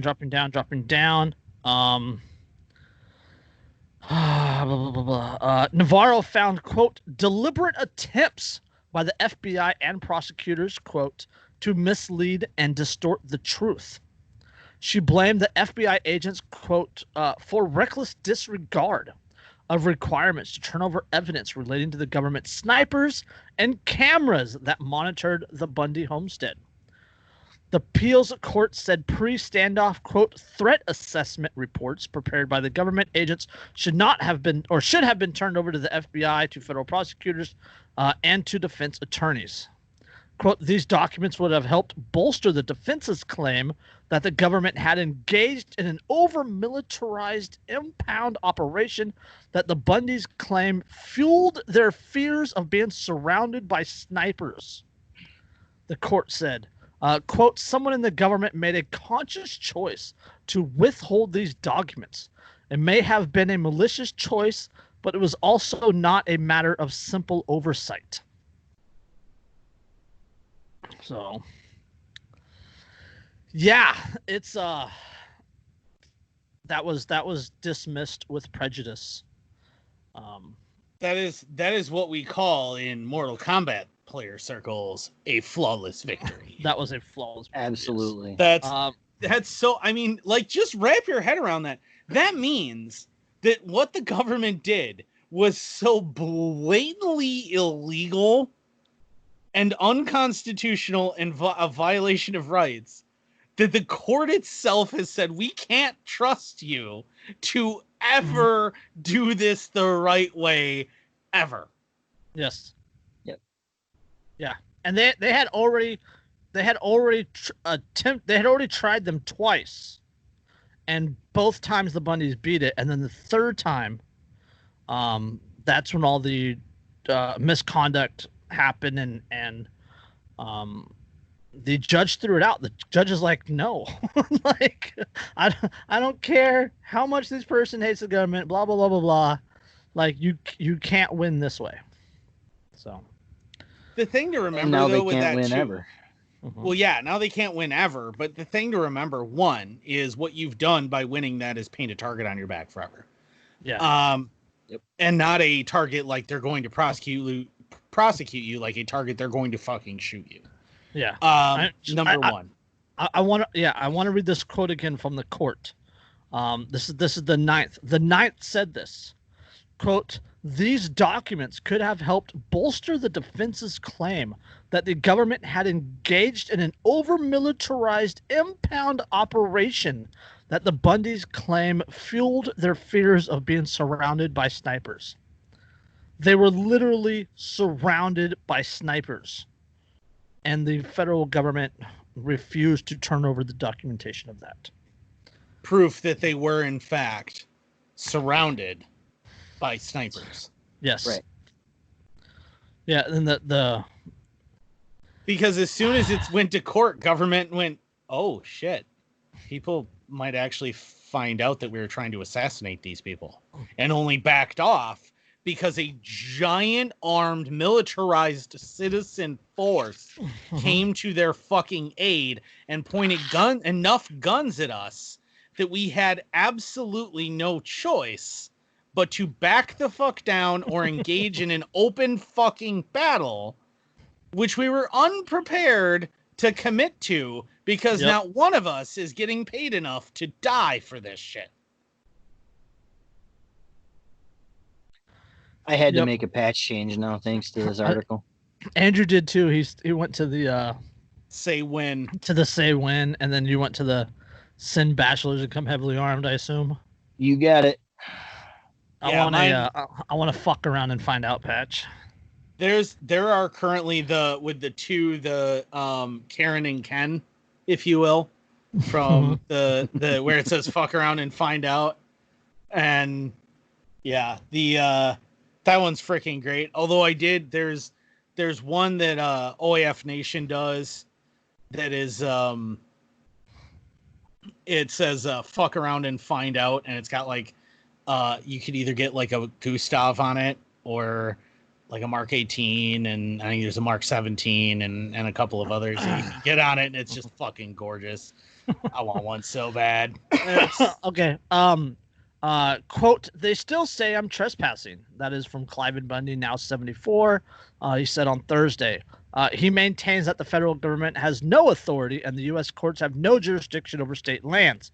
He acknowledged he continues to refuse to pay fees for his cows grazing on the scrub desert of what is now Gold Butte National Monument. No, should he No. have to? Because they had a lease, didn't they? They had like a contract that Well, dated way back. And no. Okay, the refusal to pay the fees, like he had no issue paying the fees to the state because he believes it is state land, right? But because I believe it is not the BLM, it's the other one. Park Service? No, DNR, Department of National Resources, or something like that. Okay. Yeah, fishing game. It depends on what state. It's one of the alphabets, and they actually claim like 89% of the state of Nevada as federally controlled lands, and in order for Cliven to legally graze his cows on that land, he would have to pay money to the federal government to graze his cows. Right. In the state of Nevada. But his family ranch predates. Well, even if it did, it's like, I mean, ports in 10 square miles or something like that, right? Yeah, So the federal government has no right per their own constitution to regulate state lands. That was Cliven's larger argument was. Yeah, that he's still a little bit of a statist, but yeah, the federal government has no right to regulate state lands, which they still do.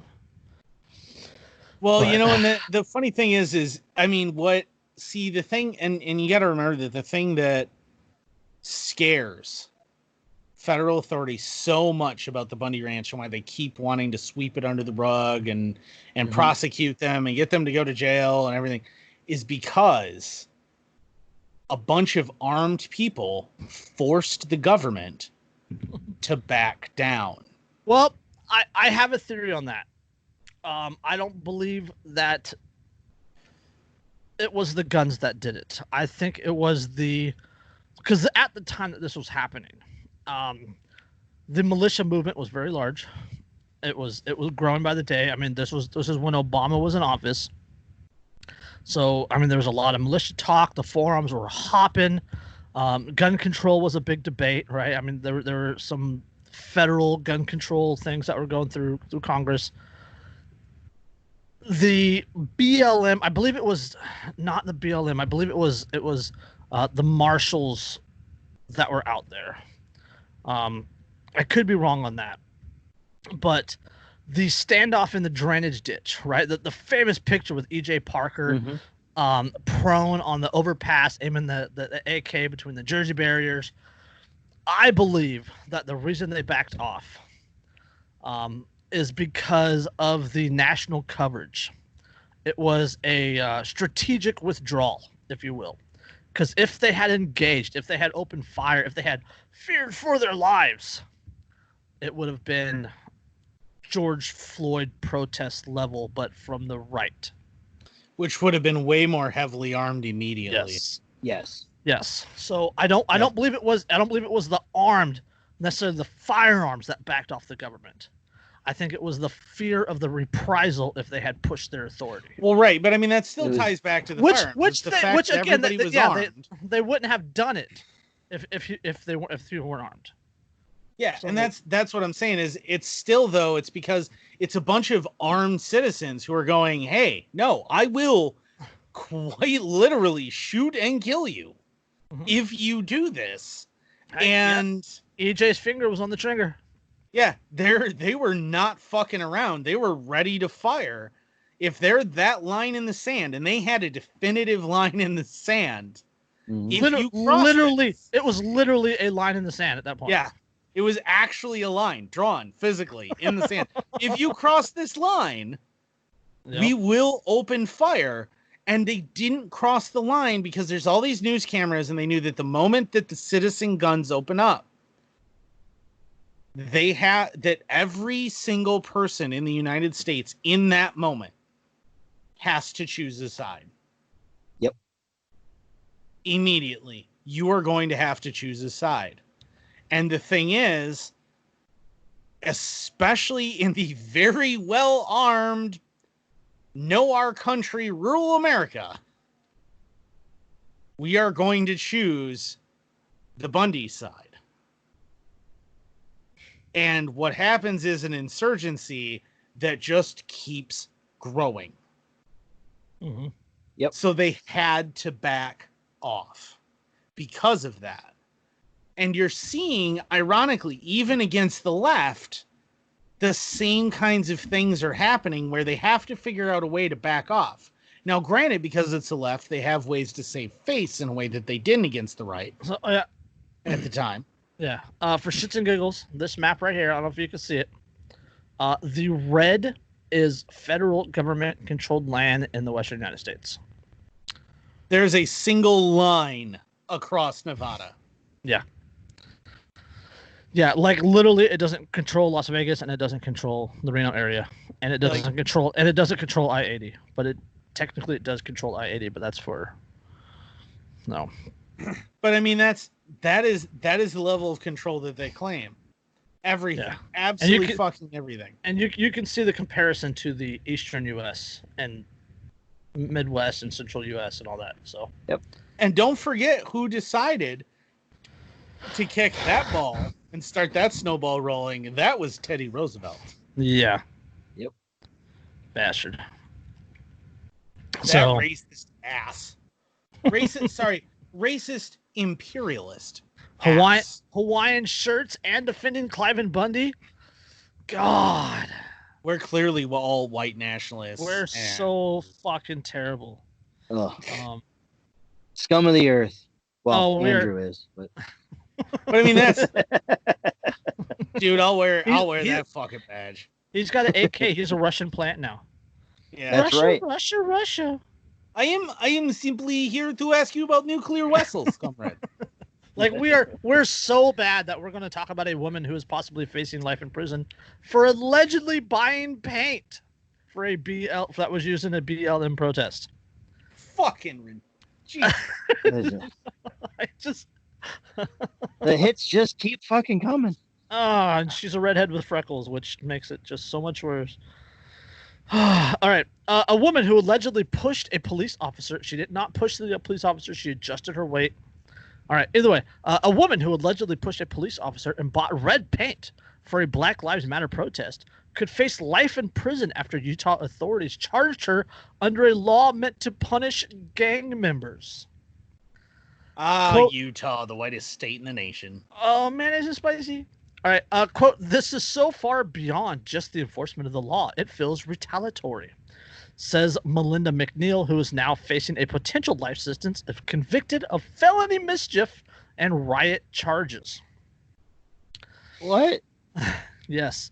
Prosecutors say because she bought paint. Yeah. Prosecutors say the charges are worthy of a gang enhancement, which allows them to increase the punishment if McNeil is found guilty. They argued in court documents Wednesday that the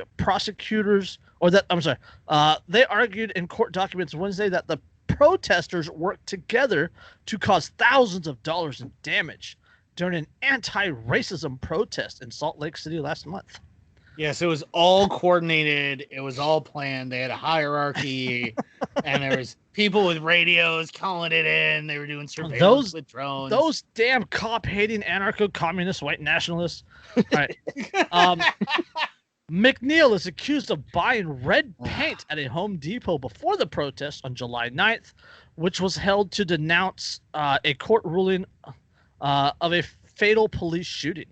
Court documents allege that McNeil also yelled at police and shifted her weight as if to slam into an officer. So she didn't push the officer. She shifted her weight as if she was going to. Thought crimes now. Future yeah, crimes. it's not crimes. We're talking about Minority Report stuff. Fucking Minority Report. The triplets, they said there was a red ball, and they said that she was going to push that guy. Oh, yeah. Quote, it's really frustrating and scary, the 28-year-old activist said. Quote, I just feel so much concern for what this means for protest in general.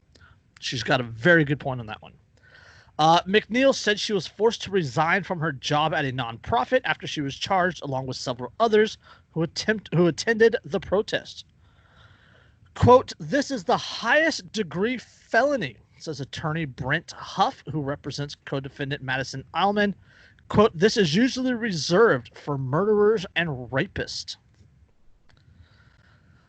Jesse Nix, who represents accused protester Vivian Turnman, also denounced the charges. Quote, no one should get life in prison for putting paint on a building. How dare you change the pigment that I can see on a given surface, you murderer! Well, and technically, if that's public property, because the police work for us, that's public property. She was painting, allegedly, painting her own property. So, Yes. Right. But Jason Groth, the lawyer for the American Civil Liberties Union of Utah, criticized prosecutors for using a law meant to target street gangs. Quote, you are calling participants in a protest gang members. More than 30 members have been charged with various crimes in Salt Lake City since anti-racism protests broke out following the death of George Floyd in May. Salt Lake City District Attorney Sim Gill said the protesters likely won't spend time behind bars because such cases usually end with a plea deal to a lesser count. To interject here, just because it occurred to me. Wait a minute. If it's public property, right? Mm-hmm. They would have to prove in court that it is not her property. Well, no, I don't think they have to. Well, I to a degree, yeah, I agree with that. I believe that she doesn't have a say. Well, I believe that what they have to prove is the intent. Like, she bought the paint with the intent of using it during the protest. Like, you can't necessarily prove that. Well, like, even ignoring that, even if, let's say hypothetically they could, they also have to prove that she didn't have some sort of a right to paint it. Right?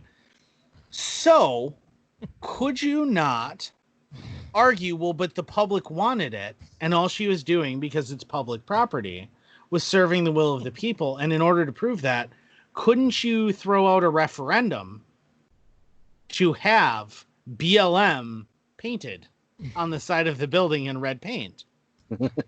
Because if it passes, well, you have therefore proven that it was the will of the people. It was public property. She was simply doing the will of the people. I think they could get her on not having a permit for that, which I think would be a fine. Like the Black Lives Matters, like the Black Lives Matter memorials that are painted on the street, like they have permits for those, but they didn't get a permit for the Back the Blue one. I know, it's just hilarious. Anyway, all right, they illegally painted Back the Blue. It was a crime. You know, three quick paragraphs. I want to reread that last paragraph and then two more. Salt Lake City District Attorney Sim Gill said the protesters likely won't spend time behind bars because such cases usually end with a plea deal to a lesser count. Quote, I don't think anyone is going to prison for this, Gill, a Democrat, told the Associated Press. Quote, there's some people who want to engage in protest, but they want to be absolved of any behavior. This is not about the protest. This is about people who are engaging in criminal conduct. Who was hurt when she bought paint? Who was hurt when she painted the freaking police station? If she painted the police station. She didn't. She didn't have anything to do with the paint after she bought it. Mm-hmm. That isn't what they're even alleging. They're alleging that she gave it to someone. Yeah, it's literally the same, along the same line of thought as like a RICO violation. It is. Right? It's RICO. It is a RICO. Because she was part of the protest. Everything that happens at the protest is her and the other protesters' fault. And RICO is a load of horse shit too. I'm just gonna point out. Yeah. Regardless of how you feel about the mob, who are just private government, if you will. Yeah. Like there was just a guy in Montana that had like 64 cases of child sex abuse or something like that. And he got a year of deferred sentence and probation. But this girl bought red paint and she could be facing life.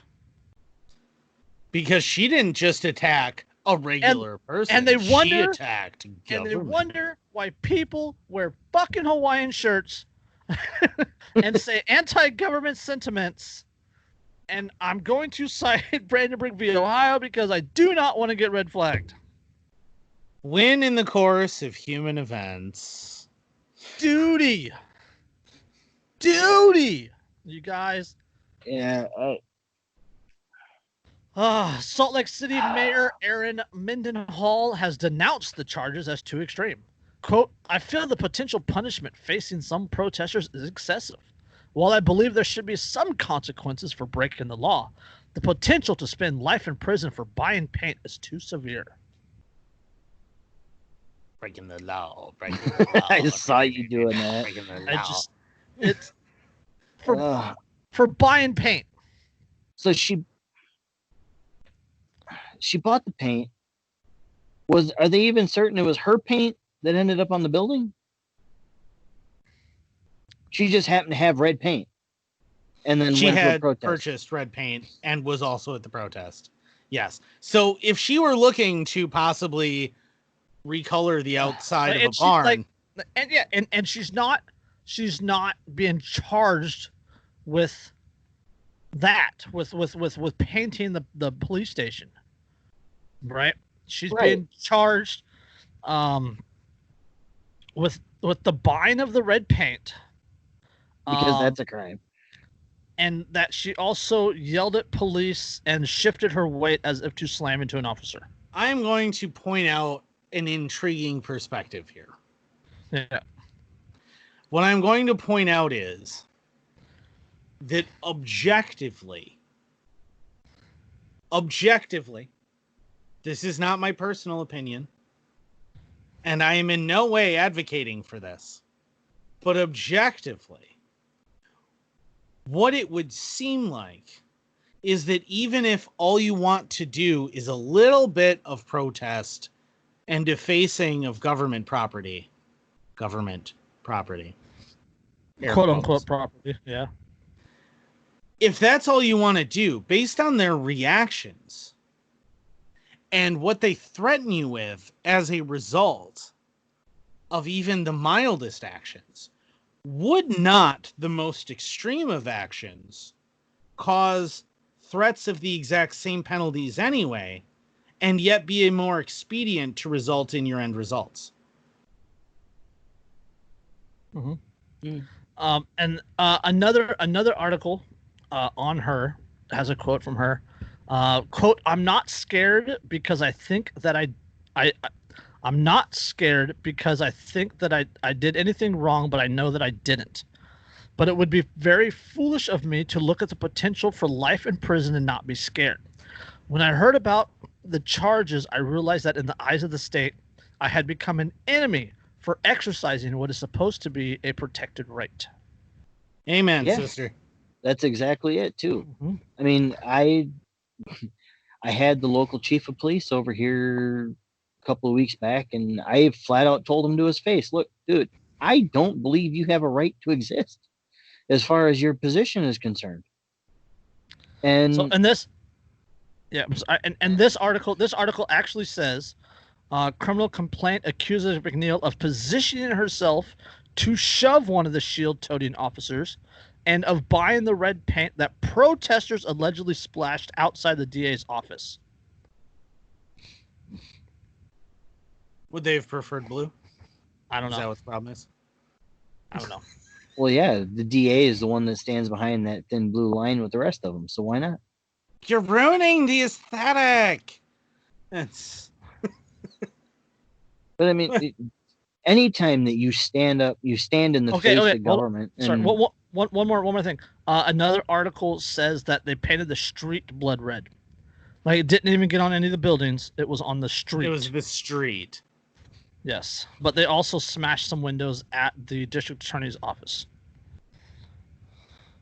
So this all kind of harkens back to the whole Bundy thing. Anytime you're willing to stand in the face of the government's perceived authority, you immediately get a bullseye on your back, and they will do whatever they can to shut you up. Exactly, which is why I said, would it not seem to a reasonable individual from the outside here that it is an equivalent act in the government's eyes to throwing paint on the street as it is to detonating a large explosive device in the police station. Like they're prosecuting them the same, right? Like Yes. they're treating are, them yeah. identically. So it would only stand to reason if you're Like, going to get. Like you can burn the American flag. That's protected speech, right? What is it, Yep. Johnson versus Texas or something like that? But splashing red paint on the ground is life in Warrants the- prison. Yeah, warrants the threat of life in prison. But And the if you're back going the to- but the Back the Blue Memorial, which was painted without a permit and is Without a absolutely- permit, just illegally. absolutely disgusting and confusing, and it's hard to read. Yeah, you can't even read it. Like, just linguistically and artistically, it's offensive. Right? Like, what? Really? What, a toddler come up with that? Terrible. But Did you go to a bunch of 8-year-olds and you went, hey, can you design this? And then you just picked the best, like, fist crayon drawing that you could find? Because that's what it looks like. Which seems appropriate for the intelligence level of anyone who would paint it. But nonetheless, they did it illegally the same way as these people did. But I'm just pointing out because that she bought red paint that was dumped onto the road, they're charging her with the same level felony that is reserved for murderers and rapists. Exactly. So Right. would it not stand to reason, right? Like you look at this and you go, wait a minute. If I kill a bunch of them, I get life in prison. If I pour red paint on the road, I get life in prison as if I had killed them. Therefore, Would it not Brand- make more sense? would it Brandenburg v. not Ohio. stand to reason that there is now no longer a way to disincentivize Uh-huh. doing the former versus the latter? Are they not implicitly escalating here? What is it? Extremism in defense of liberty is not a vice. I think that's the quote. Yeah. Hey.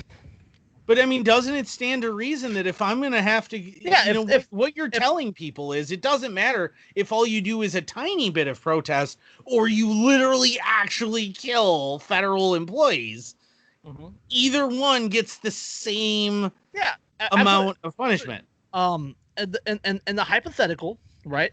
If you're gonna get punished the same for doing a 2% or punished the same for doing a 100%, Right. What's to stop you from just doing the 100%? So,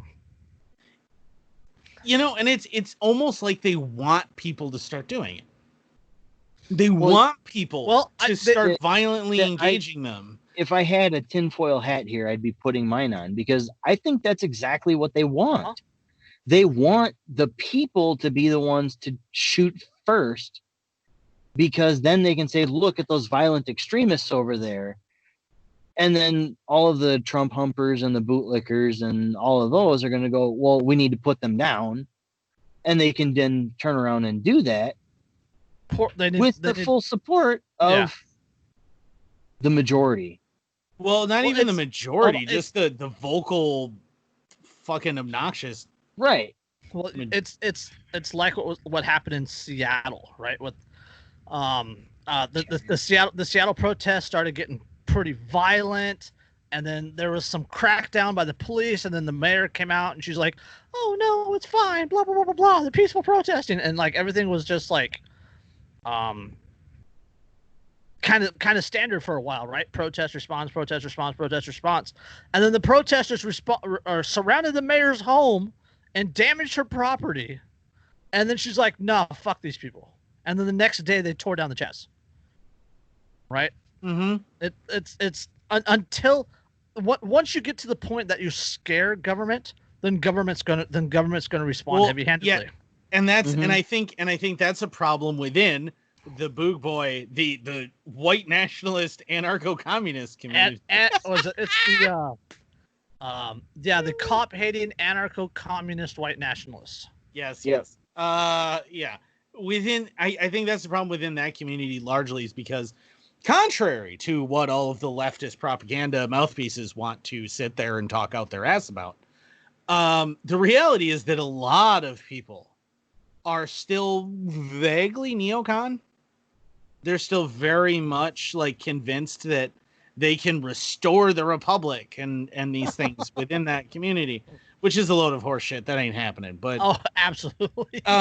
they still largely believe that. And I think that what's happening and what we're seeing over and over again, and what has led to so many people from the left get so skeptical of people who are within the Boog Boy community and say, oh, you're not going to do anything, is because what they're seeing, the most vocal members, are the neocons who, as soon as they start to actually scare government, they back right down. And they go, but we don't want to scare them, but we don't want to do anything illegal, but we don't want to, be an actual armed rebellion. We don't want to actually be perceived as a militia. We don't want to, all of these things. And what they're doing is they're backing down to keep from scaring the government. And what's happening is that they're just being cowed and being cowed. Oh, it's we can go to the Open Michigan protest, right? When they stormed into the State House, armed, kitted up into the freaking State House building, and scared the lawmakers. Right, and the next day the lawmakers had like armed security, and there was the one senator that was openly wearing a bullet resistant vest and all that. You haven't heard anything from them since. Yeah, because they actually scared government and then freaked out and went, oh shit, we actually scared government. And then they're the same people. Those are the same goddamn people who will sit there and lecture you about how the Second Amendment is specifically written to intimidate government. Right. That's its entire purpose. They're the same people that are of the 22,000 that were in Virginia back in January. Yep. The Big Begaloo. The Big Begaloo. And then what, like 6 of the 7 gun control laws were passed? And the 7th one is just tabled for a year. And the other one's tabled for a year. And they instituted red flag laws, and they've already had a red flag. They confiscated a guy's guns, and the 22,000 went, oh. Because they don't mean it. No. They want to. They those don't have are the cosplayers to actually follow through. Yeah, freedom LARPing. Yeah, they're the fucking cosplayers. They want to sit there and they want to pretend and pretend and pretend and fantasize and fantasize and fantasize. And I got news for you motherfuckers. If, say, Red Dawn, the new one, actually happened and North Korea or China just showed up here and took over, you'd be like, wow, it's the law. And you just deal with it, you bunch of pussy-ass little fucking losers. All right? You cannot boog while flying a fucking Trump 2020 flag. No, you can't. You are just another fucking statist who wants to march around and pretend. You want to sit there and fucking masturbate with a magic parchment and go, oh, Constitution. Fuck you. All right? Yeah, fuck you. They're neo-threepers. Neo-threepers. How about that? Yeah. The bottom line is that the founding fathers that you want to pretend to emulate, and that's all you do is pretend to emulate them, because they are 10 times the man that you will ever be. You want to pretend to emulate them. They looked at the law. They looked at the government. They looked at the police. They looked at the military and went, fuck all of them. I will shoot them to get what the fuck I think I am entitled to and my rights are. And then they did it. But then they whiskey rebellion. But well, that's argument for another time. But yeah, but I mean, like in Lexington and Concord, they didn't go, well, when you see, but if by God they mean to have a war, let's not upset anyone and we'll go ahead and go home. Like that isn't the quote. Let's just protest and carry some guns and we'll wave our signs, and then that'll scare them. No. Yeah, they looked and they went, hey, by God, if we didn't want a war, but by God, if they want one, let it start here. Yeah, if there's to be trouble, let it be. Yeah, if there's to be trouble, let it be in my day, so that my children may know peace. That's right. They were willing to actually put boot to ass, whereas the bunch of you are willing to put tongue to ass. tongue to. That's so. Okay. No, since we covered Bundy's and whatnot, I wonder how or where that bulk of the people that sit behind or that were at the drainage ditch fall in with this whole thing. I can't help but wonder. Well, we know where Ammon sits. Well, yeah, we know where he sits. 99% of them are bootlicking statists. Oh yeah, absolutely. They're neocons. They're Trump supporters. They're exactly the people that Trump was selected to placate. A lot of them. Like if you, I am an Ammon Bundy fan. I believe that is one of the most logically and morally consistent people that you'll ever come across, and he gets more hate than any 2 or 3 people combined that I know for being so logically and morally consistent. Oh yeah, because he'll get hated on by the left endlessly, and then when he says something in support of something that aligns with what the left wants, or at least is supporting today, he'll get hate from the right. Yeah, he literally wiped his hands and walked away from the entire militia 3% constitutional movement, the Oath Keeper movement, because they flipped on him because he wouldn't support the border wall. He's like, no, we don't need it. Unregulated, blah blah blah blah blah. Right? And he's like, no, we don't need it. And they literally called him their version of an Uncle Tom. Oh yeah, because I remember that. Yeah, because he's consistent. He's logical. He makes a lick of goddamn sense when he speaks, and they can't tolerate somebody who is consistent. And when they say "I believe in freedom," actually means I believe in freedom. Right. Mm-hmm. And that's why, like us, whenever we're engaging with people in social media, what have you, that's why we get so much hate, so much vitriol from both sides, is because they don't know how to handle it. They don't understand anything about freedom. I have been called in a single thread by one person, a hyper leftist libtard. Whenever anybody uses that term, I'm like, and you probably have the IQ of a goldfish. But I've gotten that. Feeder fish, not like the actual cool goldfish. Yeah, not like koi. No. We're talking the kind of goldfish that you feed like piranha. Yeah, 10 cents at Walmart. You're literally a dime a dozen. Oh, not even like the ones that you toss balls into their little bowls at fairs. Right? That is the level of intelligence you have. But so like I've been called a libtard, then been called a communist, then I got called a fascist, then, and this is all the same person. I just want to point out, same person responding one comment to the next, which means clearly, again, goldfish, they're not remembering the things that they've said to me or that I've said before. Just a few comments up in this thread. They called me a communist, a fascist, a libtard, a Trump humper, because they were right-wing but still anti-Trump. And then the coup de grace is then they said, well, clearly you're just some sort of anarchist. Finally! Jesus, really? Am I? Yep. Gosh. Politics is a religion. I mean, maybe he was just throwing darts at a board, seeing what would stick. I think he was, because it was just like it was so incoherent throughout it, where he'd like accuse, because all he'd do, his comments were responses to what I had just said in a vacuum every single time. Like there was no continuity. Like he wasn't going back and reading other things that I'd said, very obviously, because he even accused me of believing in things that 3 comments previously I had clearly indicated I did, like specifically that I didn't agree with, and then he had called me one thing, and then 3 comments later, he'd accuse me of believing something else and call me the thing again. Like, it was just the most incoherent thing. And keep in mind that this dude's profile picture was like a bald eagle with an American flag behind it.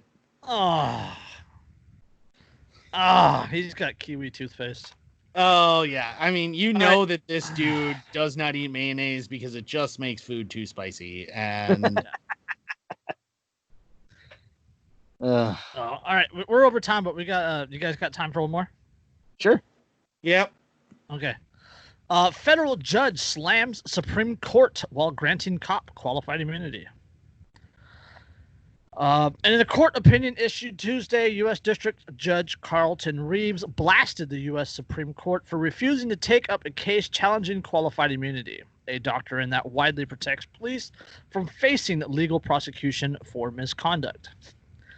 In his written opinion, Reeves compared the doctrine to legalized racial segregation and illustrated its potential harms by referencing 19 times that police killed innocent Black Americans. Reeves issued his opinion in the case of Jamison v. McClendon. The case involved Clarence Jamison, a Black driver who was pulled over on July 29, 2013 by Nick McClendon, a white police officer, while driving his Mercedes convertible back to his South Carolina home after a vacation in Arizona. While driving through someplace in Mississippi, I'm not going to try to pronounce because my tongue doesn't turn that way. McClendon pulled Jamison over, ran Jamison's identification, confirmed his ownership of the car, and according to Reeves, falsely told Jamison that police suspected Jamison's vehicle of containing 10 kilograms of cocaine. Jamison claimed that McClendon then asked to search the car 5 times, despite Jamison's repeated refusals. Jamison eventually relented, and McClendon searched the car, even calling a canine unit to sniff the vehicle. The searches turned up nothing. Jamison claimed the search caused over $4,000 in damages to the car, which he had newly purchased. Jamison filed a lawsuit against McClendon, claiming that he had violated Jamison's Fourth and 14th Amendment rights by falsely detaining and searching him and for racially profiling him as a Black man. Jamison also sought compensation for damages and psychological suffering.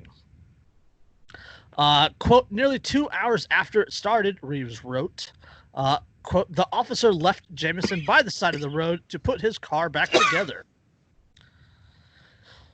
Although Reeves ultimately ruled in favor of McClendon, granting him qualified immunity to shield him from Jamison's claims, the judge made sure to state that he only did so because he was judicially required to, quote, apply the law as stated by the Supreme Court. Quote, under the law, the officer who transformed a short traffic stop into an almost 2-hour life-altering ordeal is entitled to qualified immunity. But let us not be fooled by legal jargon. Immunity is not exoneration. And the harm in this case to one man sheds light on harm done to a nation by this manufactured doctrine. Though courts initially created qualified immunity to protect law enforcement officers acting in good faith, Reeves wrote that the legal immunity has protected a countless police abusers, including, quote, a police officer who shot a child while the officer attempted to shoot the family dog, prison guards who forced a prisoner to sleep in cells covered in feces for days. We covered that one. A deputy who body slammed a woman after she simply ignored the deputy's command and walked away. An officer who seriously burned a woman after detonating a flashbang device in the bedroom where she was sleeping, and others. Yep. Quote, they applied qualified immunity to the cops who blew up Baby Boo Boo. They applied it here in California in a case in which police officers during a search took like $225,000 in like rare coins and tried to sell them, and they got qualified immunity. Didn't know.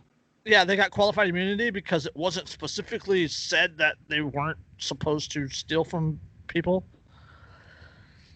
That's literally their job. Yeah.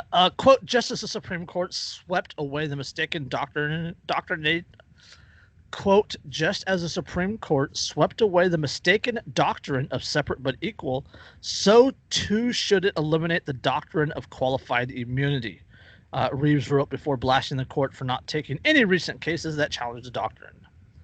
You know, the funny thing is that judicially, he absolutely could have taken it on and said, no, I'm not going to apply it in this case because it requires good faith.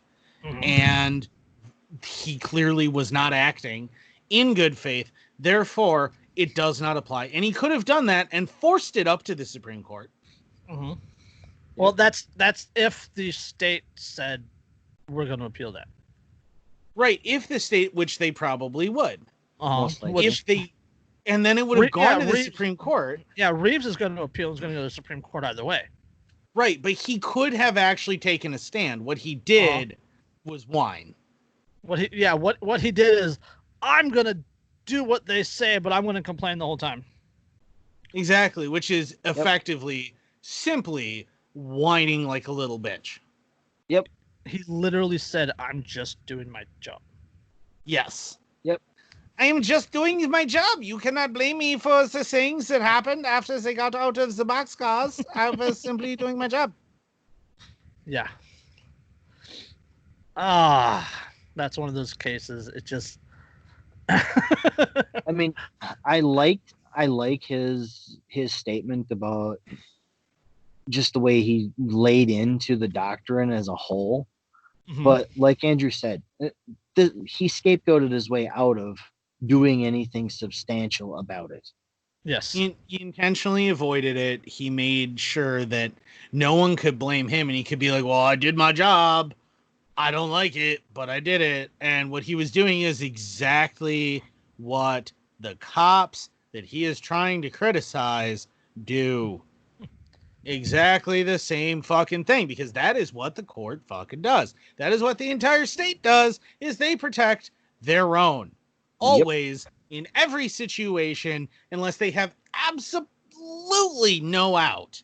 They will always protect their own. Yep. Always. And the Supreme Court has refused to take up qualified immunity several times in like the recent last 5 or 6 years. I agree. I agree. He should have, like, if he should have said, hell yeah, fuck this guy. He did wrong. No qualified immunity. And then kicked it up to the Supreme Court, and literally forced the Supreme Court to shit or get off the pot on qualified immunity. Yeah, because that's exactly what he would have done, because now he has a contradictory piece of jurisprudence. So they have to decide one way or the other. And by refusing to hear it, they are actually deciding. Yeah, he's literally said, I'm going to say someone should do something about this. But not me. But not me. No, not me. Somebody else, like that guy over there, should do something about it. Because like when I read this article, like that was what immediately struck me, is he had the opportunity to force them into a corner and force them to hear it. Because if he had said, I don't care what the Supreme Court has refused to hear the constitutionality of this, I find it to be unconstitutional. I find it to be legally unfair and artificially create a separate class of citizen. Therefore, he doesn't get qualified immunity. The state's going to appeal it. And it's going to go to SCOTUS, and SCOTUS then has to choose whether or not to hear it. Yeah, I mean, if he had ruled no qualified immunity and kicked it up, refusing to hear it would have been a huge statement by the Supreme Court. Well, refusing to hear it would have made his ruling stand. Well, even they also have the opportunity to kick it back down and say, "Oh, you need to reassess this." Right. That's one of the things that they can do. Also, both of those would have been huge statements in regards to qualified immunity. Right.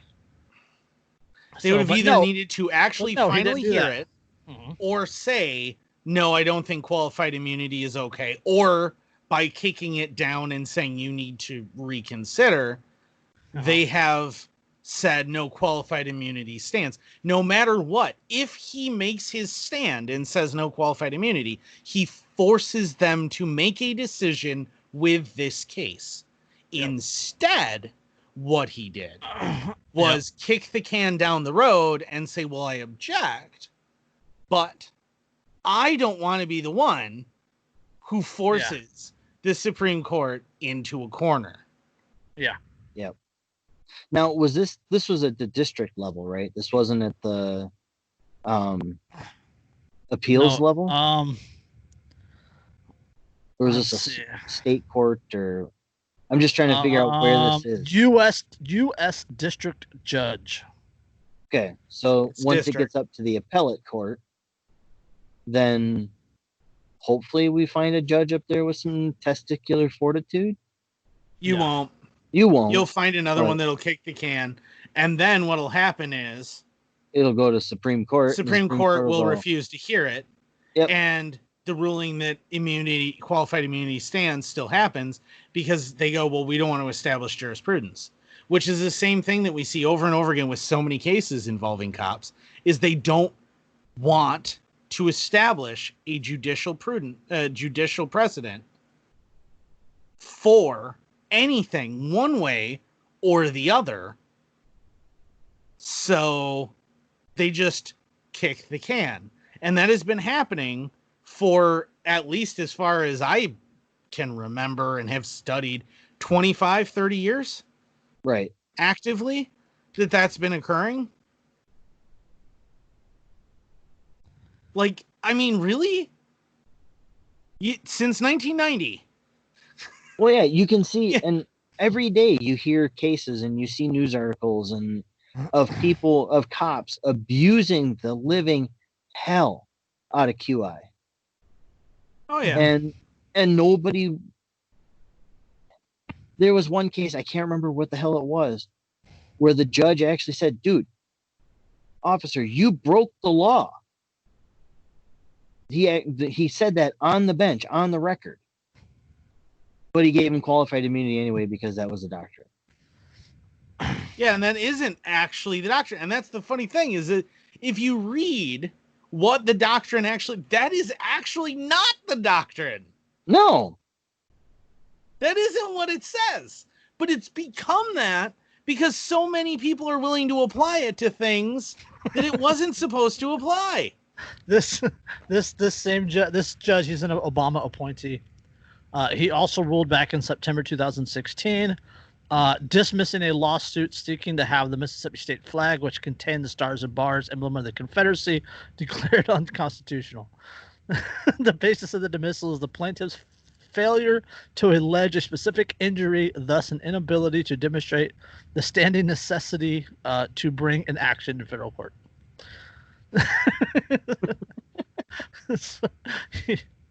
Yeah. Hashtag irony. Oh. But that's, first of all, that's the American South. Second of all, like, no one will ever worship cops the way the American South does. Ever. Oh, ever. Ever. Oh. No one will ever worship government in the United States like the South does. Ever.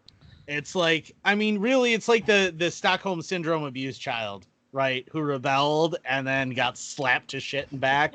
And now they've completely internalized. Yes, Daddy. Yeah, they've completely internalized this worship of government. Because, like, no, you remember what happened last time, Jethro? All right. It's just, oh God, the fact that he's like, oh, well, I don't like it, and I could maybe do something about it, but I'm not gonna. Yeah, not like my problem. that was his ruling. Yep. I don't like Essentially, it. Jason, not my problem. Not my problem. So anyway, we're just getting late. We're like 2.5 hours now, which is a little long for us. I think our episodes, when it's the three of us, are always long though.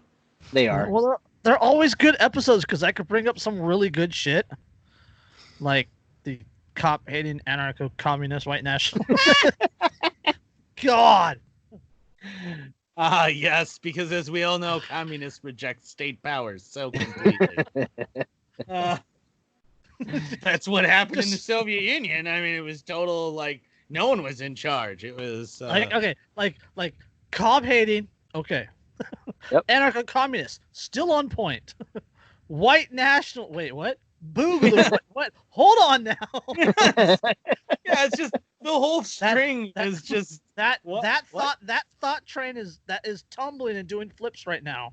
And it makes no sense. You physically cannot be a communist and a white nationalist simultaneously. You can be a fascist and a white nationalist, but communism is Marxism, and that does not work with the idea of the supreme race. That's Or the core tenets of Boogaloo. yeah, or the Boogaloo at all in any way, shape. Like none of it runs together at all. I mean, yes, Cop hating Cool. anarcho-communist white nationalist limited government. could all What? of those individuals, an anarcho-communist, a white nationalist, That's like a and a Boogaloo boy. That's like a toothpaste and orange juice smoothie. Oh no. That's although at the same time, like I feel like someone somewhere that has might- made an that might- IPA flavored that way. That might be a good article or a good episode title. Toothpaste and It's orange. a toothpaste and orange juice Juice smoothie. Yeah. Yeah? That does seem like it would be. Alright. Yeah. I'll write that one That's fair. down. So, but yeah, this is. Ask what the title of the episode is going to be. I think that'll be a good one. So, all right, I don't have anything else. My ass is tired. Oh, Make So- sure to check out Inked Anarchist Hootenanny Roundup. We just had a meme shared by a couple of huge pages that went super viral on their pages and didn't on ours, which upsets me slightly. But I watermarked it, so I know it's mine. Haha. That was the NRA actually one. remembered with this the- time. Yeah, the NRA one where the New York Attorney General is like, drop your weapons or I kill the man. And then it's like actual pro-gun people. Kill him. He's not our man. That's not our man. Oh. It was just too perfect, and it's gone super violent too. But check out Inked Anarchist Hootenanny Roundup. Also be sure that you check out thebeardstruggle.com for all of your beard care needs. And get 15% off, super simply, by just throwing down Inked Anarchist 15, run together, in the coupon code. You get 15% off. It smells amazing. It works amazing. Why wouldn't you treat your beard right? That is a cool follow on IG, by the way. Yeah, they're awesome. I only recently discovered the IG, but that is a cool follow on IG. But Also, speaking of the beard struggle, if you know someone who makes Viking garb, we are currently looking for people in the United States who make Viking clothing and weapons and things to use for commercials. Let them know, or let me know, and I will let them know that you do that, because that is currently being hunted for various upcoming projects. They're going to be super freaking sweet. Yeah, And you're okay. going to love them. check out the homies, Poppins Patches, Yes. Road to Anarchy, Inked Anarchist Hootenanny Roundup, and go buy Derica's book. Links will be in the description. This has been episode 101, Orange Juice and Toothpaste Smoothie. I like the name now. All right, It works, yeah. all right, we'll catch you next time. Peace. Peace. Later.